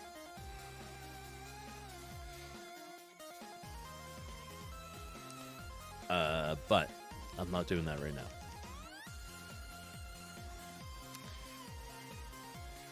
The other one was, what was it? That was the one. Hiccups. The stuff right here, right? Like, why is this being the way it is?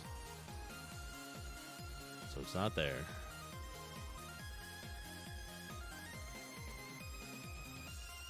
It is that one. So grass above.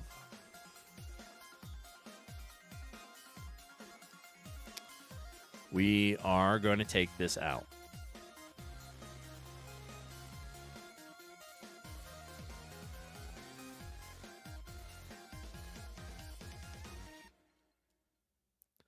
We're going to go down like that and take this stuff out.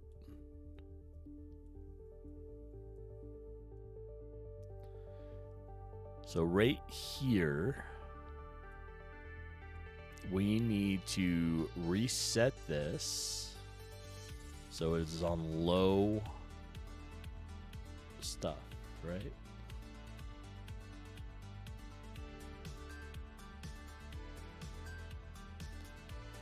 That, sure.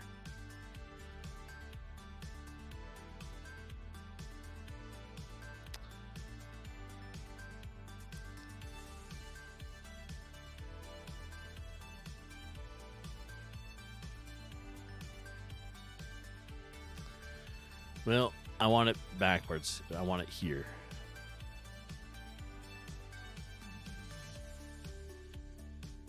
like that. That takes it up to here nicely.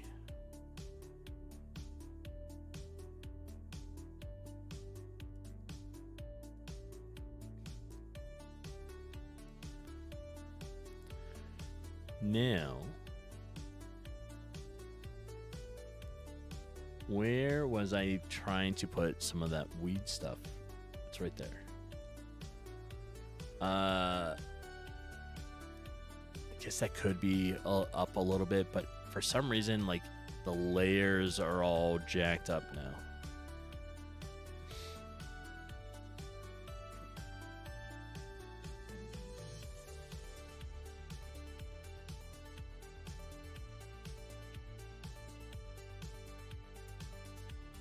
Yeah, everything is kind of messed up.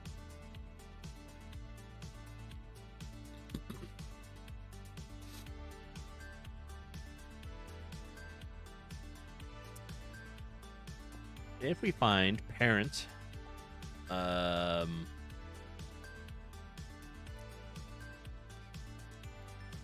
any NPC, probably, right?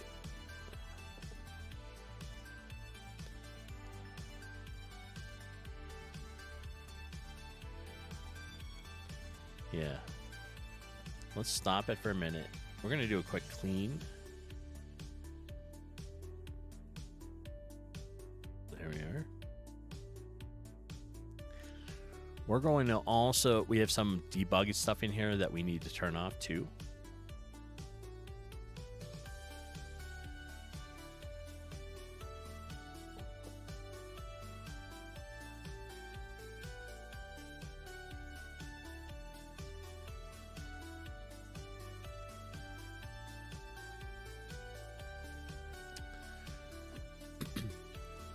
Because they sit and it tells me crap, where did I put that? I put it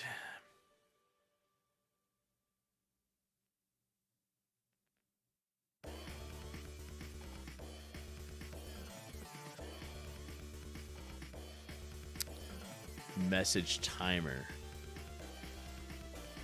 No, but close.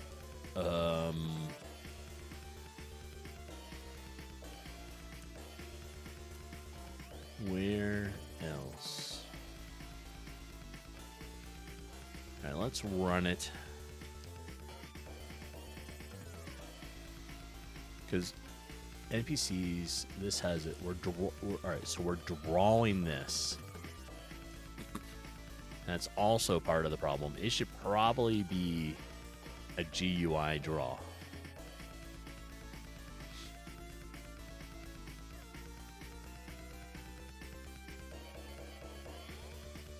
Right. I think so. And if we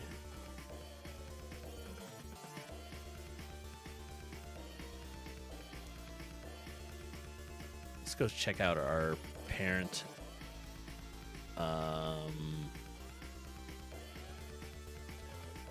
What's above it? Actor.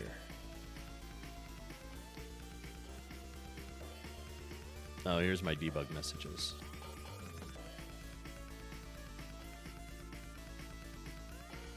So we turn that one off. We'll turn that one off.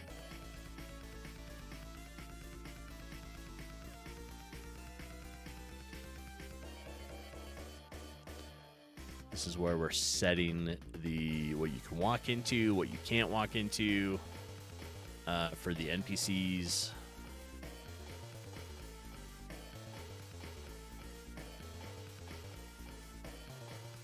And these chat bubbles are set to draw level.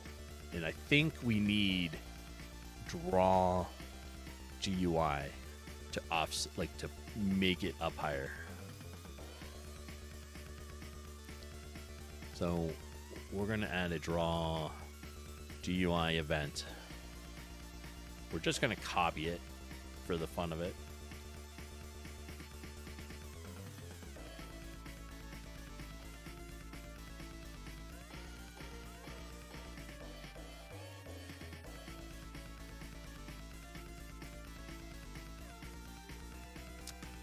And then we're going to try to run it.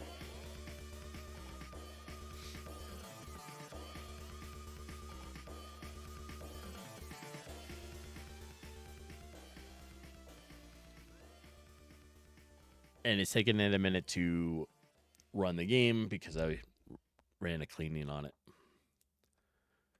Okay, well.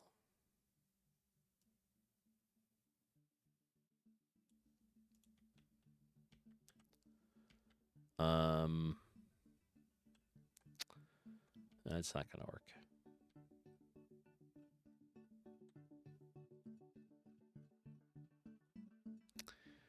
Nope.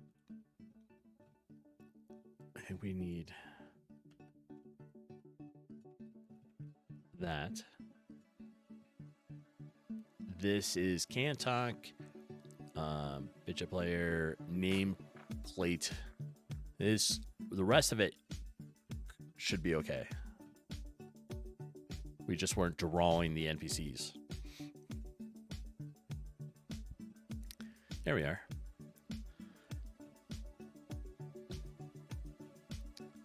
And waiting for OBS to pick it up. There we go.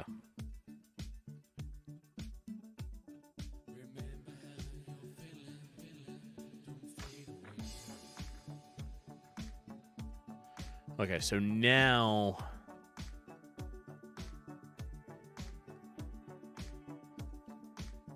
they're there, but their bubbles are not working. Right? So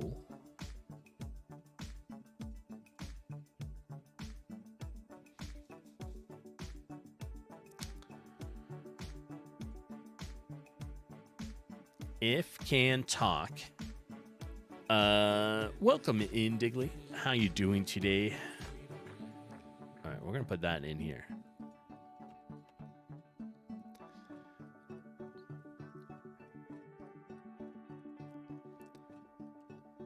So if we have the chat bubbles being drawn down in the GUI, but they're not working, what does that mean?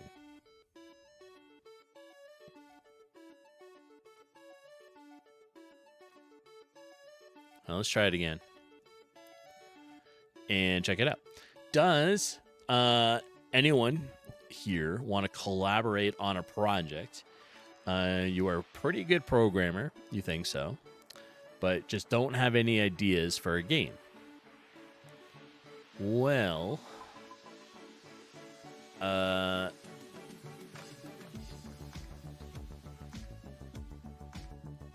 best way to do that is probably go to some of these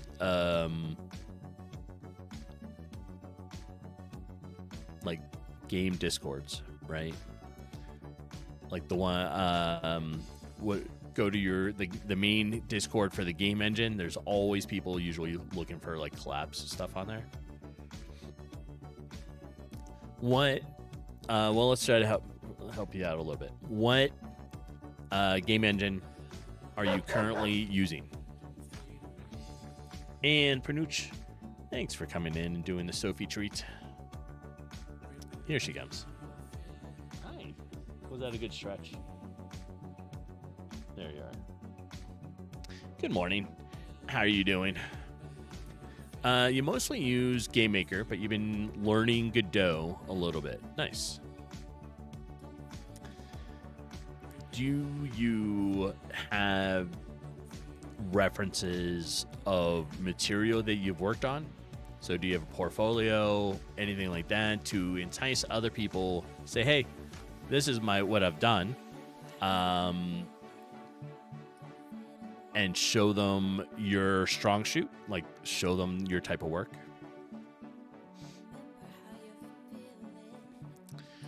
Okay, so we don't have any of the chats active right now.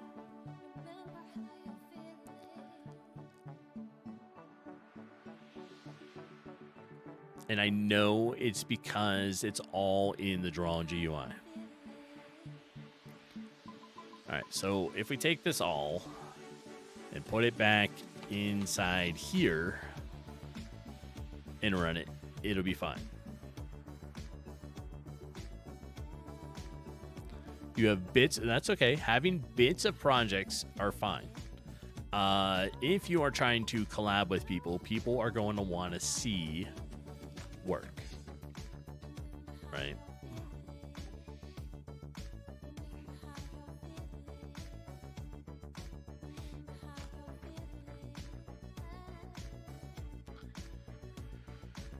See, that should all be above the housing.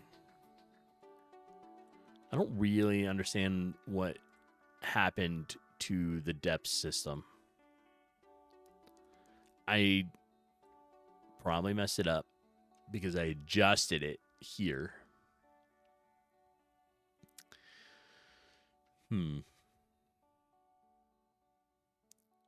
But the player is way up here. So the player is at a negative 2400, right? So up high.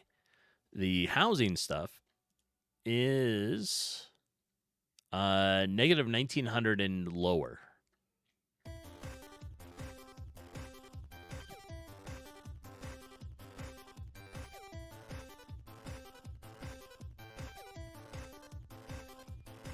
Right?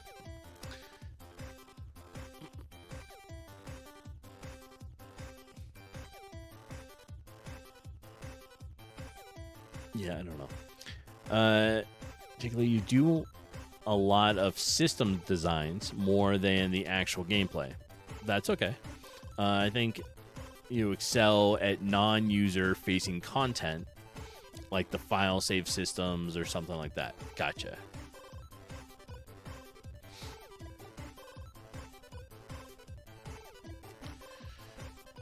Well,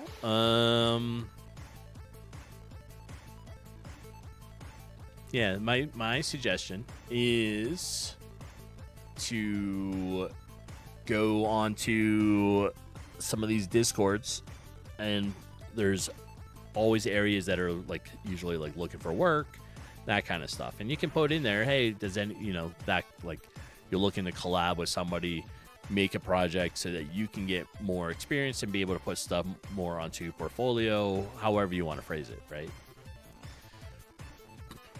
And pinpoint that and say, you are more technically inclined for programming.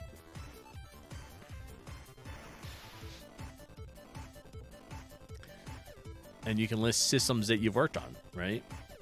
If it's like libraries or the different engines or the like database saving, that kind of stuff.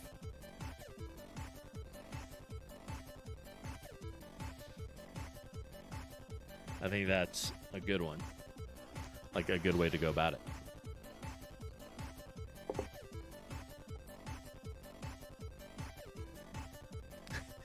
I mean, you don't have to have a portfolio. It helps to have a portfolio, right? Any sort of project or work you want to do, people are going to want to justify why they should work with you. So the portfolio doesn't have to be complete projects, right? Yeah, exactly. It just makes it easier so people know what kinds of stuff you can do.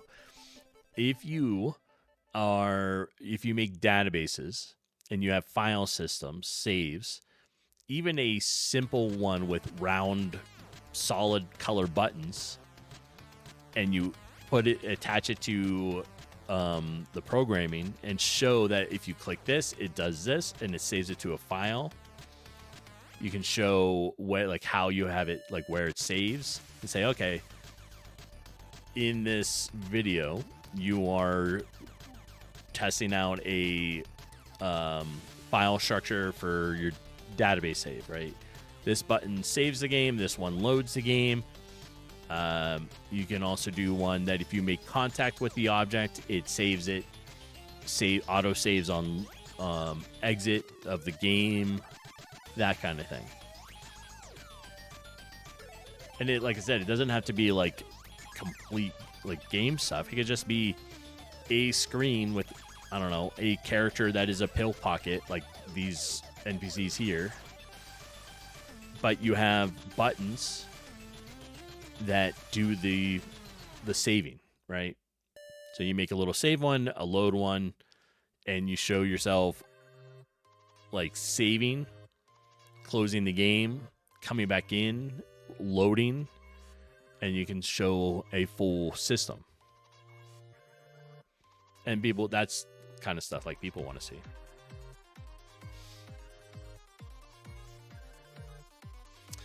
Calvar, welcome in. It's going well. I have some depth issues going on in the game, so I'm trying to resolve some of that. Oh, Jiggly, Calvar would also probably be a good one to get some recommendations on how to go about getting essentially like a portfolio, but also looking for where they should go to look for collabs so they can work on projects with other people.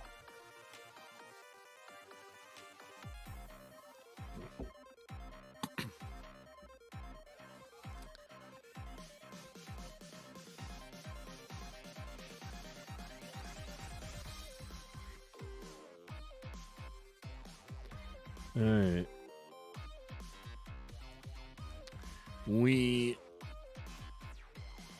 I don't understand what happened here. I broke the game somehow. I did. I broke it. In here. So, like, this isn't working. Like, this house is now way above the player.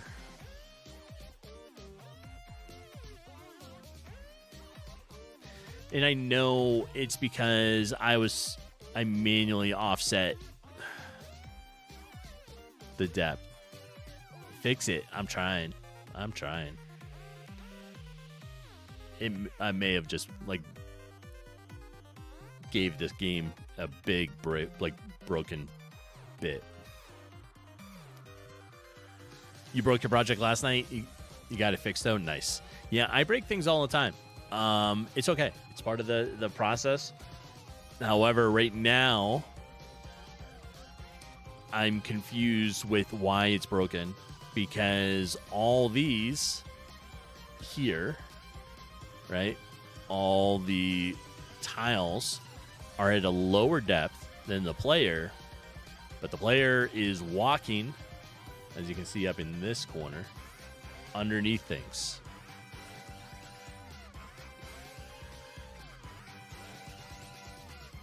So,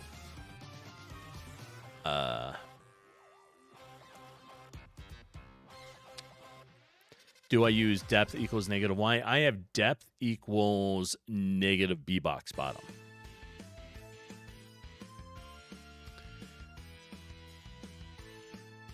I did. Today? Oh, it's right here.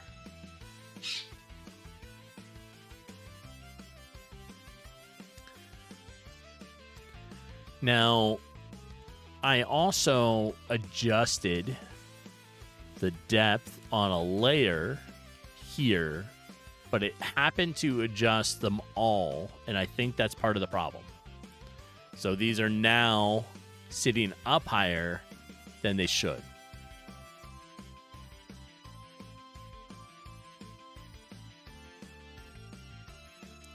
Right? Like, background should be like negative. No, it should be positive. Way like, I don't know, 1,000, right? And then work its way up. I chose, like, I didn't want it to make it so that I adjusted them all. I was just trying to move one of them. And even though I told it not to, it did it anyways, and they adjusted all the other depth layers. Right? So if we come back down here and like tell this, like, hey, you need to be at like a positive 1,000. Like, you are at the very bottom of it. And here it comes up, right? This is my option. User-defined layer depths are not adequately spaced. I'm making that. Do you want to redistribute the depths? Choosing no will maintain the user-defined depths, but will have undefined results in the game. We're moving this all the way down to 1,000 again. I'm going to let it redefine my depth layers.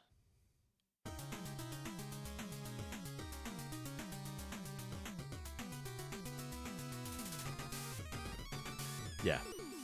I think I'll let it do it so that it thinks like it adequately spaces them as it wants it.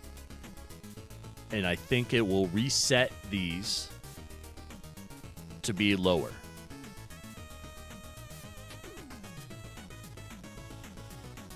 Okay. And then we'll do a clean. Now, this is at 1,000, right? These are at 900. These are in positive now. So let's run it and see if maybe that brought it back to where it needs to be. I think so, right? Each layer is off by 100.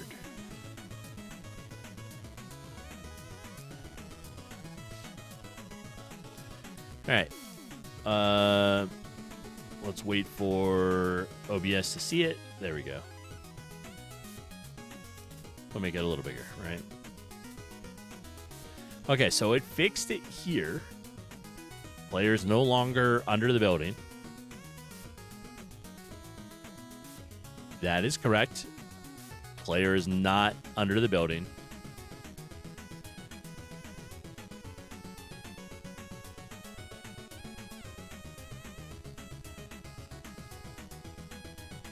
Come on. I want you, one of you. Yeah, you. Keep walking. Keep walking. I want to see your chat bubble above the house. No, go up. NPC 5, walk up. There we go. Okay. It resolved it. So the chat bubble is above the house again.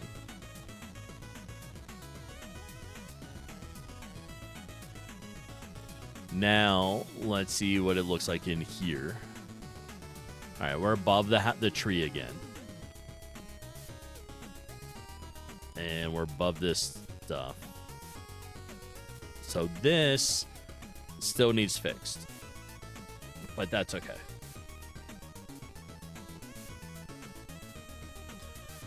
That's okay. Well, that's basically right back where we were, which is fine. We'll figure it out. Right? But it solved and fixed this.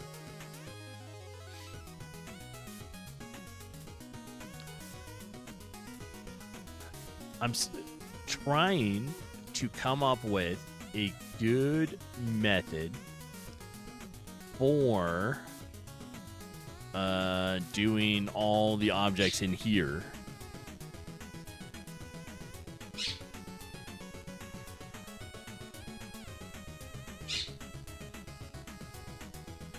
Right? That's what I'm trying to do. Oh, I know what well, not game related. I was supposed to take a break last time to uncover Arwen. And I totally forgot. She wasn't making any noise. Now she's making noise.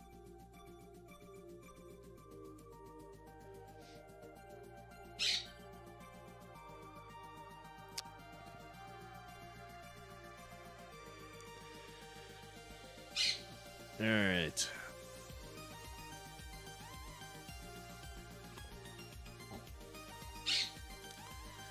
So, I'm going to take a short, be right back, uncover Arwen, and then we'll get back to it. So, hang tight. Let me go do that, and I'll be back in just a moment.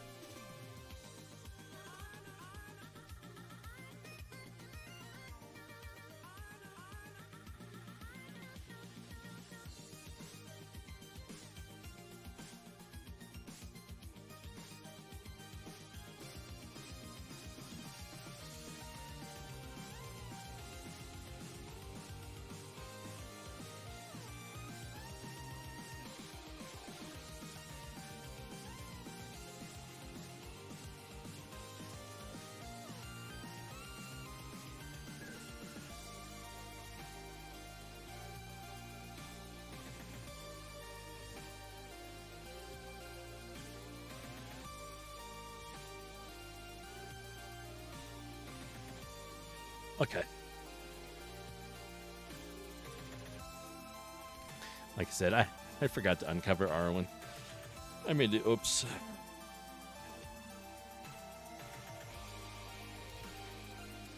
All right, so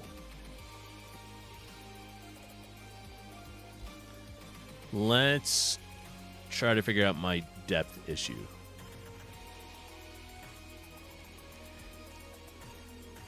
I think all these objects, right, which is all this,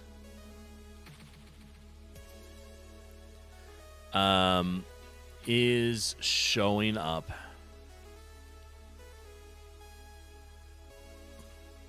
it's above the player, so the player should not be walking over it, but they are.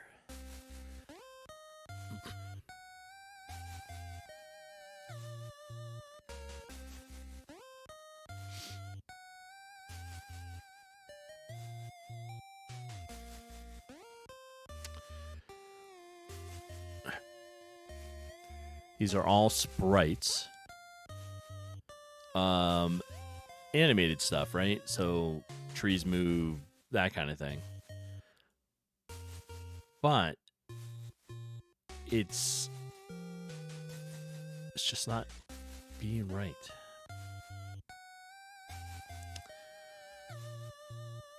Let's bring the player down here for a minute. Okay, this is what it's supposed to look like. If you are a player, whoops. All right. If you are the player, right, you're supposed to be able to come down here, and you're on this side of it, of the object, or I mean, of the sprite here. You should be behind it. It's not what is happening. And if you're on this side, you should be over top of it, which also is not occurring. So the idea is, how do we go about getting that to work?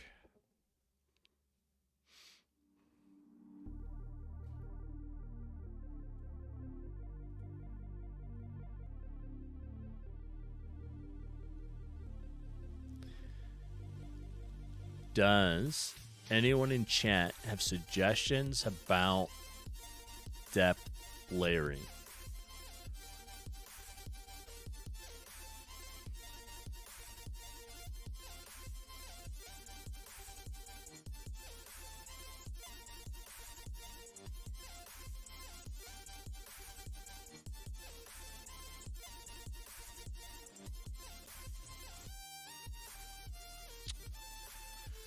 Oh, I was just paying attention. Have I think it looks like a potential spam bot coming in, joined our Discord. Always hard to tell when people have weird Discord names. Anyways, I think it offsets. Oh, well, I already read that one. Are those objects instances or tiles? Neither. They are a sprite. So they are inside assets, scenery, and they are just sprites brought over, and you just have them put into the asset layer, right? And I'm thinking that it's going to have to be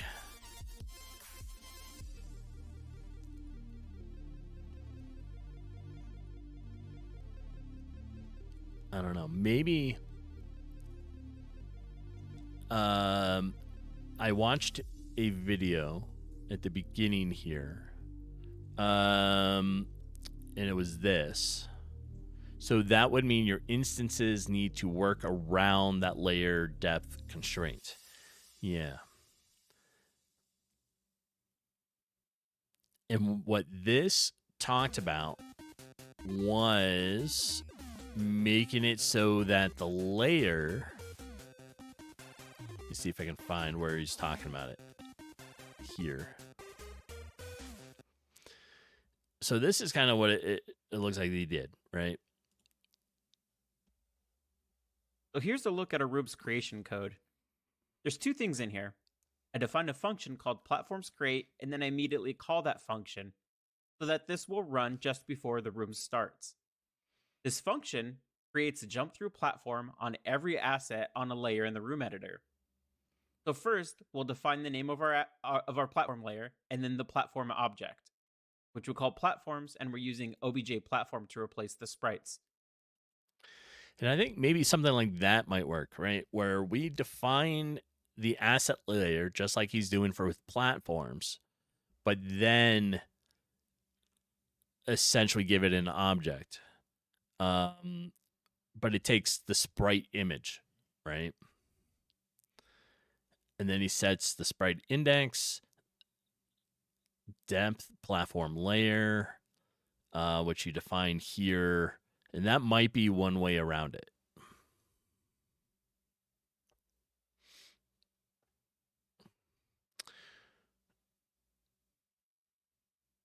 Yeah. Because that way you only really are making like one particular object instead of having to make an object for every single one of those sprites. And that might be a valid way to do it.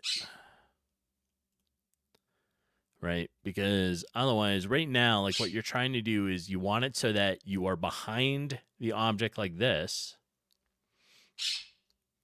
where your bottom is if it's behind the object upwise here, and then if you're below it, the rest of you is above it. So that is the challenge, right? Yeah, just a dummy object basically just draws a sprite, correct? And that instance's depth uses the same system as your player. Yeah. Right? Because right now, the player just basically uses bbox bottom, but it's not quite right. Because if I flip this, right, and I put this below the player, it works like this, but then when I come behind it, you still walk on top of it. So I need to fix it with this, right? Like if you are below the object, you're supposed to look like you're in front of it, like that. But if you walk up and around it and you're on this side of it, the bottom half of you should be behind the sprite.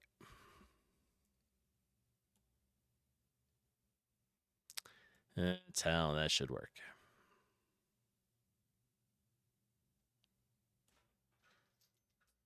Yeah.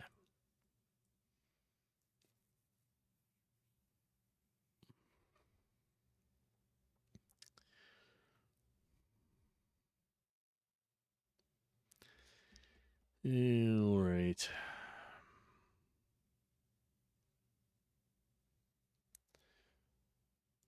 Let's get music back on.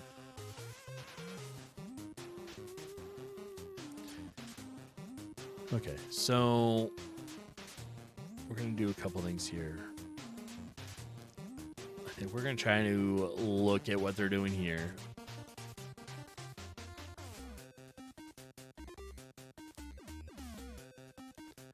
And we'll move this there so I can see it.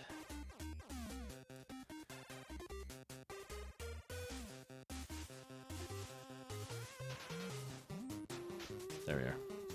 All right, let's make an object. And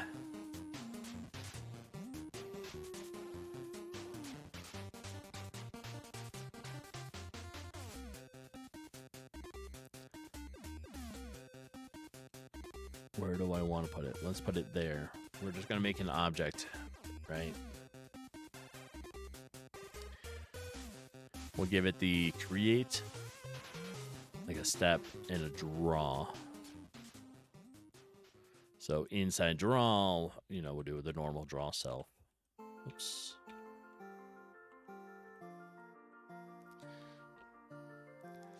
All right. Then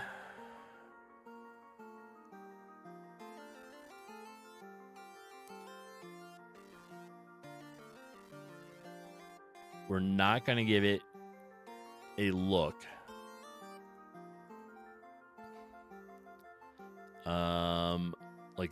We're not adding a sprite to it. We are going to call it object.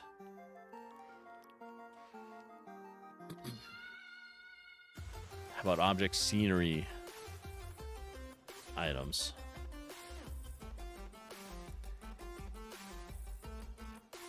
Now we'll make a script.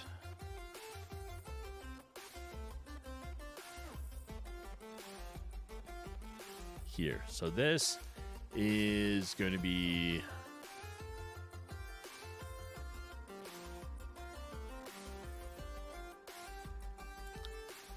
he called it room creation code.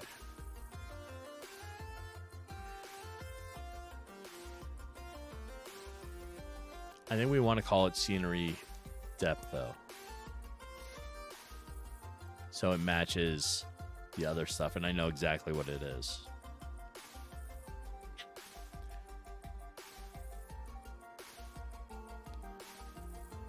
There.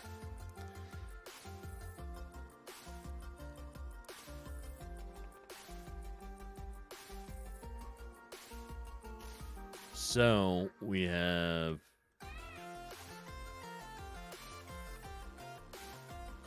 platform layer, and we're saying this is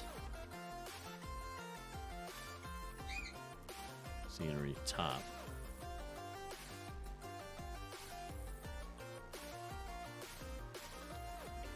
Variable platform object.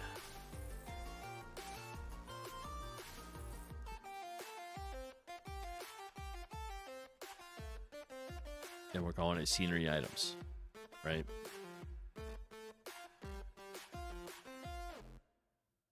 Yes. So now he talked, the video talked about creating the layers. So the next part of that is variable layer. Equals layers get, or no, layer get ID, and this is platform layer. Did I call it later? It's layer. There. Then we do if layer equal does not equal -1.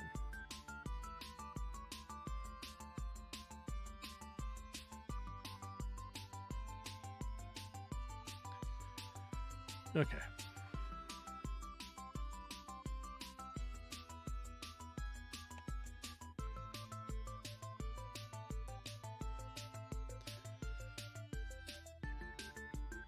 And he's got a bunch of stuff in here. So then it looks like he's trying to get the elements, get all the elements on the layer and loop them through them.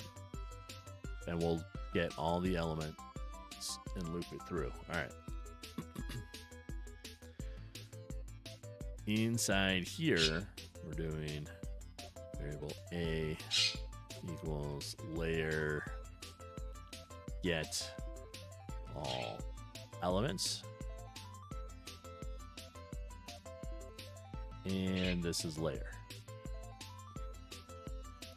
Then he has a for loop. For variable I equals 0.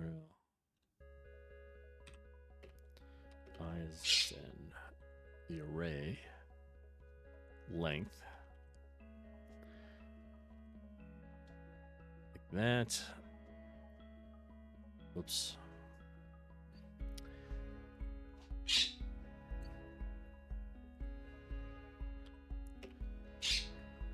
I plus plus. Okay.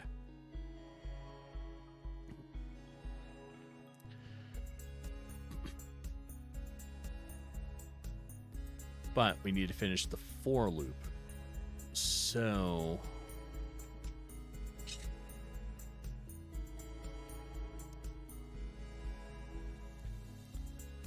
this for loop had all the elements in it along with the sprites, the depth. Yeah.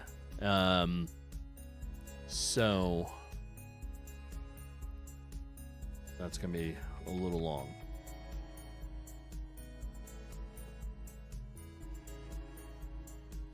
All right, variable element equals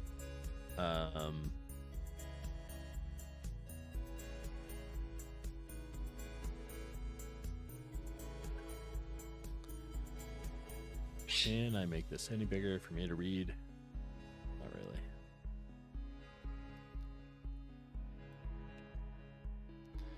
really. Oops, should be an A in front of that.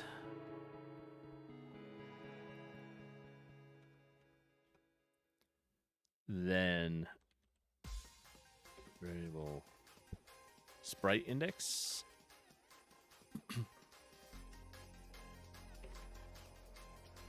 We want layer sprite get sprite. Oops, sprite. And this is elements.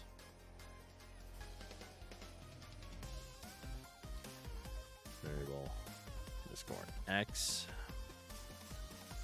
equals layer sprite get x underscore element.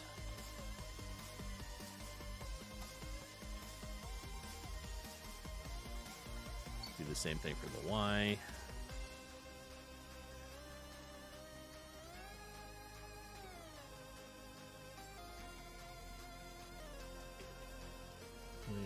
Sprite get x scale.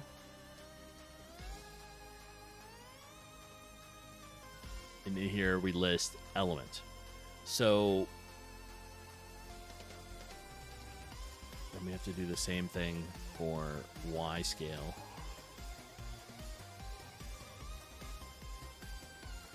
We're gonna write this whole thing out and then see if it actually applies with what I think it is.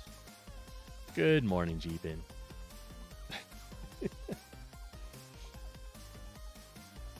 R1 was getting a little fussy because I forgot about her. Yeah. She was being super quiet all morning, so didn't really think about it, didn't take a break. And about half hour after, she started making some noise. And I was like, oh, she needed to be uncovered. Just so she can see everybody.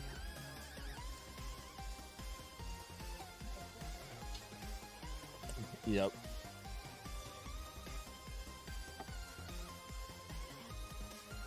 So, oh, where'd you go?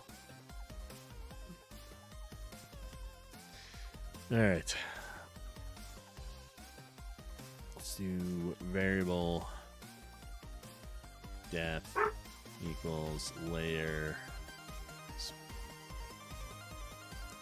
get depth. And then we're going to say platform layer. All right. Variable platform equals instance create depth x y underscore, we're doing depth and platform object. Next, you match the platform sprite and size to the sprite on the layer.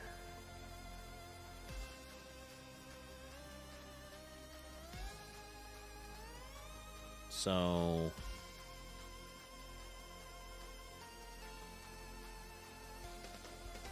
sprite equals object get sprite platform object. Stupid. I need you to stay over there. So here we define platform stuff. Platform dot sprite index equals sprite index. And oops. Platform dot image x scale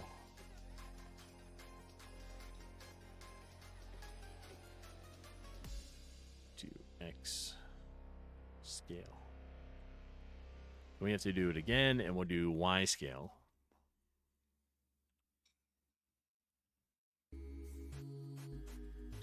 And that should be it. We have 1.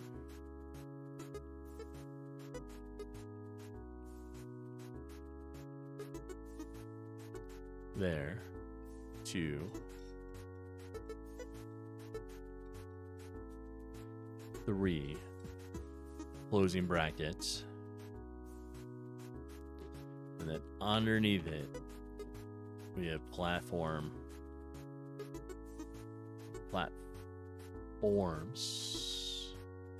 No. Underneath it, we have scenery. Depth. Call it.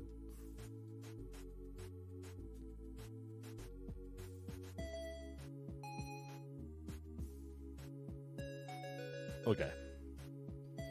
Technically, instead of it being platform, I should really be calling it scenery. So maybe we will say that.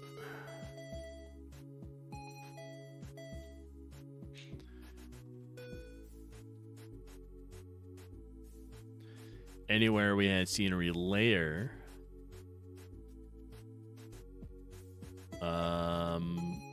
it was actually just right there. So, and then what? Platform object is scenery underscore object. This I know we had in a couple spots. There and there.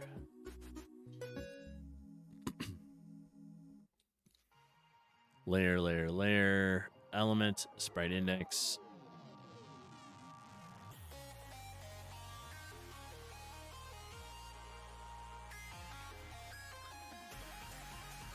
Platform sprite, we're going to call it scenery sprite. So now this is scenery.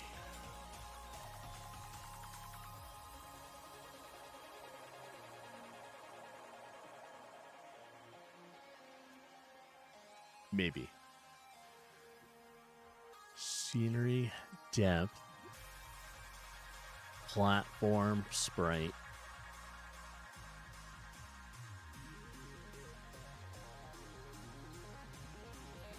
Yeah, so if we say underscore scenery here, that changes this.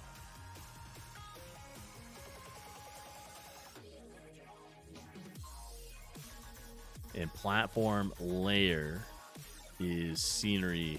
Oh, we do have it in a couple spots. There. All right. That is fixed. So, Jeepin, on our walking Sophie this morning. Yeah. we were walking past the main building over there, right? A car zooms up, pulls up. It's a Amazon delivery driver. Immediately starts putting the packages in front of the gym again. Because all they read on there, it just says like the address, and they won't look where the unit number is. So they're like, oh, it needs to be here, and they start putting it in front of the gym. So then when you say something to them, it's immediately, I don't speak English. And you're like, okay. Yeah, I know. And I was like, it's like, this is why nobody gets their packages anymore. Right? Because no one reads the directions. No one reads the address. They just randomly are dropping it off and hoping you come find it. It is. I mean, it's the holidays, and that's what they're doing. Jiggly, yeah, it was an Amazon driver. 6 a.m. drop off. They don't want to read the rest of the address, so they see just the beginning part of it, right? And so they just drop it off. They're just like, oh, there's a gym with the number in front of it. I'll just drop it there. You used to be an Amazon driver. It sucked. Yeah. I can imagine. But I mean, at least read the unit number, right? Because we're in a complex, like a townhouse complex, right? And everybody has their own individual number, so it says unit number. Yeah, it does. But at least they normally have like the unit number on there. And right nearby is the map of the place. They don't want to look at that. They just show up. They're like, oh, you're at, I don't know, 4,000 whatever, and plus a unit number.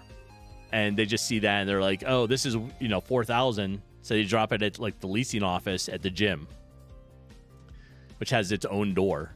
And you're like, that's the most ridiculous place to drop it off. And it's the holidays, so they're doing it all the time. And yeah. I'm like, this is why nobody's going to get their packages for the winter, like for the holidays.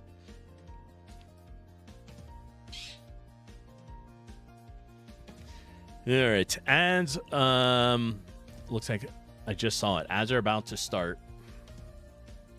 I will take a short be right back during this one, and then we'll get back to looking at this. So I spent some time. I don't know if we bypassed all the monotonous coding, but I basically wrote down the script that they were using in that video. I also had a follow from the FBI. Uh-oh. I mean, I'm pretty sure the FBI was following me a long time ago, but, thank you for the follow, FBI dev. I appreciate it. Yeah. It's kind of like you look on your Wi-Fi SSIDs, and occasionally you'll see, like, FBI van, that kind of stuff. You're like, okay. That would be the best thing. Like, if you were trying to do it, you should label it like FBI van, because they'll just think it's somebody playing around and messing with their own Wi-Fi ID, and you'll really be the FBI van. I also like Pretty Fly for a Wi-Fi. It Hurts When I Pee. Mothership. Hot Air Balloon. I like all those fun ones. Like when you mess around and like there's some fun things you can do for Wi-Fi names. Anyways, ads are about to go off. Jiggly, you had a buddy whose name is Uncle Touchy's Puzzle Basement. That's what I mean. Like, you can really do some fun stuff with your Wi-Fi names. right?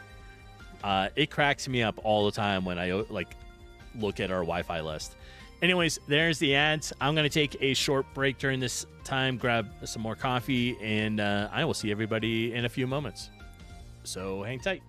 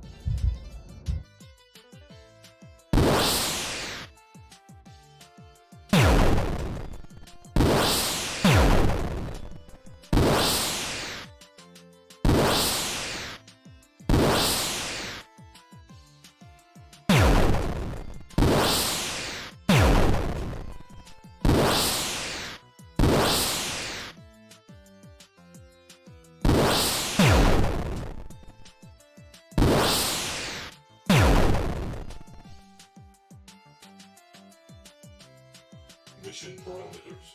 Eliminate all opposition.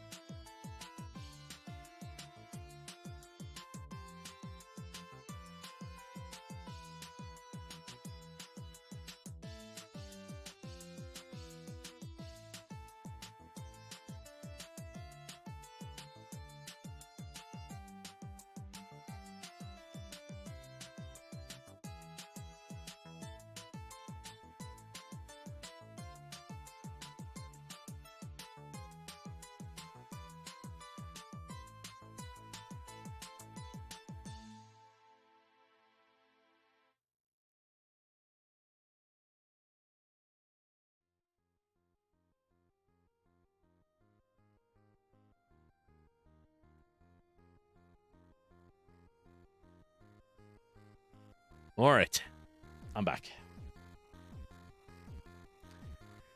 So, we were watching this video, and I now have the script created. So let me show what I was following and writing, right? So this is the script. But now, let's kind of watch the rest of the video again and see what kind of needs to be done. First, let's get the platforms layer. Then we'll get all the elements on the layer and loop through them. We'll take each element and we'll take note of its sprite, its position, and its scale. Then we'll create a platform in its place. Last, we'll match the platform sprite and size to the sprite on the layer.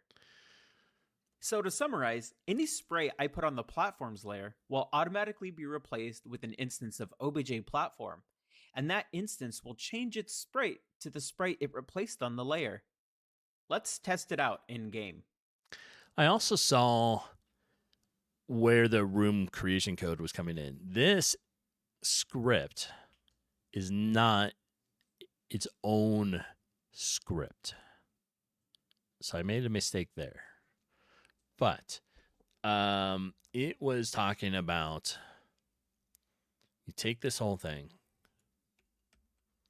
and it was in here, in room creation code. And that is where you put it. So, oh wait, that's the battle. We don't want it in there.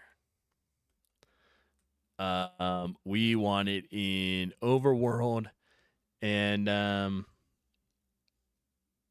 do it there, right? So that's where we want it. Not that it was supposed to be its own script.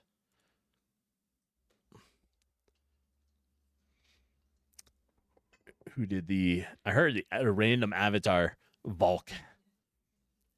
How's the day going?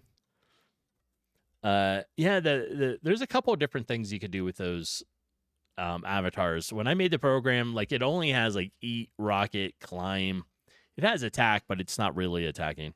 It just does like a bomb and then makes you disappear while it explodes and then reappears. And jump. But yeah, you can use your channel point and randomly change your avatar into something else. It's got a list that it goes through. All right, we're going to get rid of the script. Right? So we're going to get rid of the script here because we don't need it as an actual script. What we needed it was inside the room creation code, which it is now. So we are going to try to start the game again. Let's put the player back where he belongs. Right?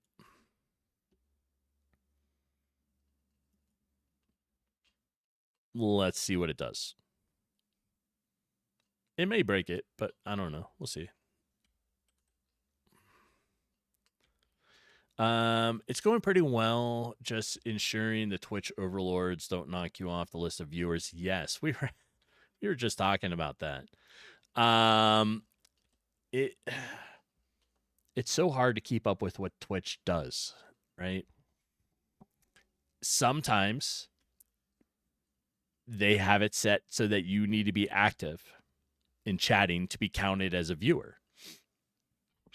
Other times they have it that if you are quiet for too long or like lurk after too long, you get removed so that advertisers don't have to pay extra based on quiet people, right? And then other times they just make it so that numbers count. And it's hard to know what's going on. It is. It's hard. All right.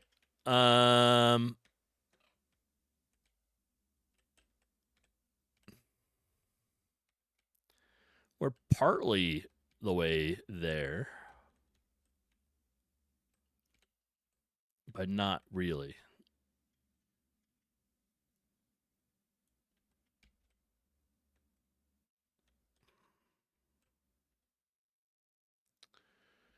So I don't think that worked very well, which is kind of sad, but you know.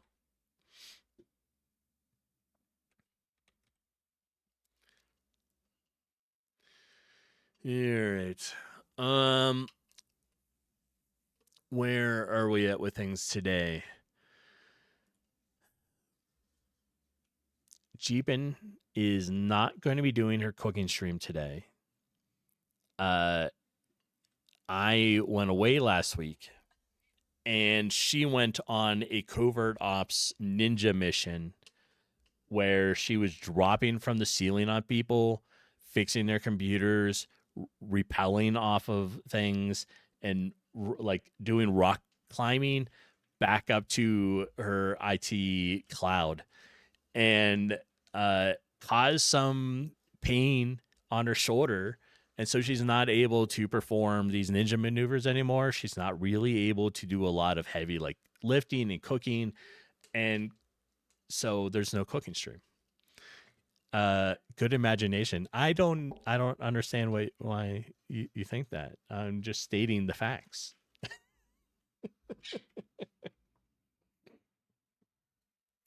That is it. I'm just stating the facts, people. Nothing but the facts. So, yeah, no cooking shrimp for her today. We have some stuff. Yeah, exactly, Volk. You believe the ninja IT shenanigans. That's how it happened. She drops out of the cloud, fixes your stuff, and like climbs back up and disappears into the cloud. That's really where the networking cloud comes from. As a former IT support ninja, it is taxing. I know, right? I mean, you got to think of all the logistics on how you're going to drop from a cloud, where you're going to hide it, you know. Yeah. And I mean, it's tough. But she got hurt. So she's not able to lift a lot right now. And the cooking stream is just a lot of high-paced stuff, right? And it's just a little too much. So, what else we got to do? We have a whole lot of decorations, bins to put away. We got to get a couple things wrapped and mailed off. So just some general overall stuff. And then I'll be back to working on things here. And we'll keep going. Eventually, I'll figure out this depth issue. This is not working the way I wanted it to. So either I have it wrong, maybe I'll have to rewatch the video, but it's just not working right. So, printer trauma, yeah, I know. They are terrible. All right. I think we're in a good spot. I mean, the depth stuff's not really working, but good time to just call it for stream. So I can get some other stuff done and then maybe fit in some game time today. Maybe. Possibly. But I think that's it. So let's see who is on, and we'll go say hi.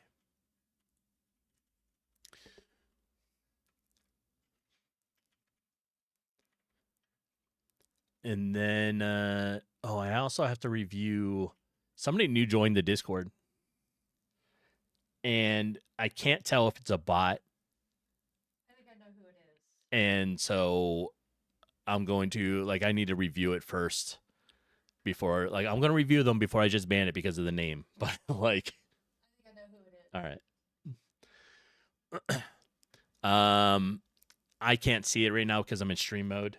So it blocks, all the names are hidden. So I'll check it here in a little bit. But who do we want to... I'm looking at everybody, and I see 4 people on AFK right now. They are not allowed to be on AFK while I'm trying to figure out where to go. So we're going to visit Tumat. Tumat Salat. Right? Let's get that started. I like stopping in his streams. He's a good streamer. Working on some cool stuff as always. Anyways, this is my last day for streaming for the week. So I will be back on Saturday morning. And we'll see what I was able to get done during the week. Again, no cooking stream for Jeepin today, but she will be back next week. And although I think she will be streaming games tomorrow, there may be a game stream from her later today. I don't know. But nothing that requires heavy lifting, no printers, no jumping out of clouds, no rappelling anywhere. All the ninja stuff that she's not allowed to do because I'm back now. And I think that's it. So thanks for being here. I will talk to you all later. I hope you have a great day. And let's go visit Tomat. All right. Bye now.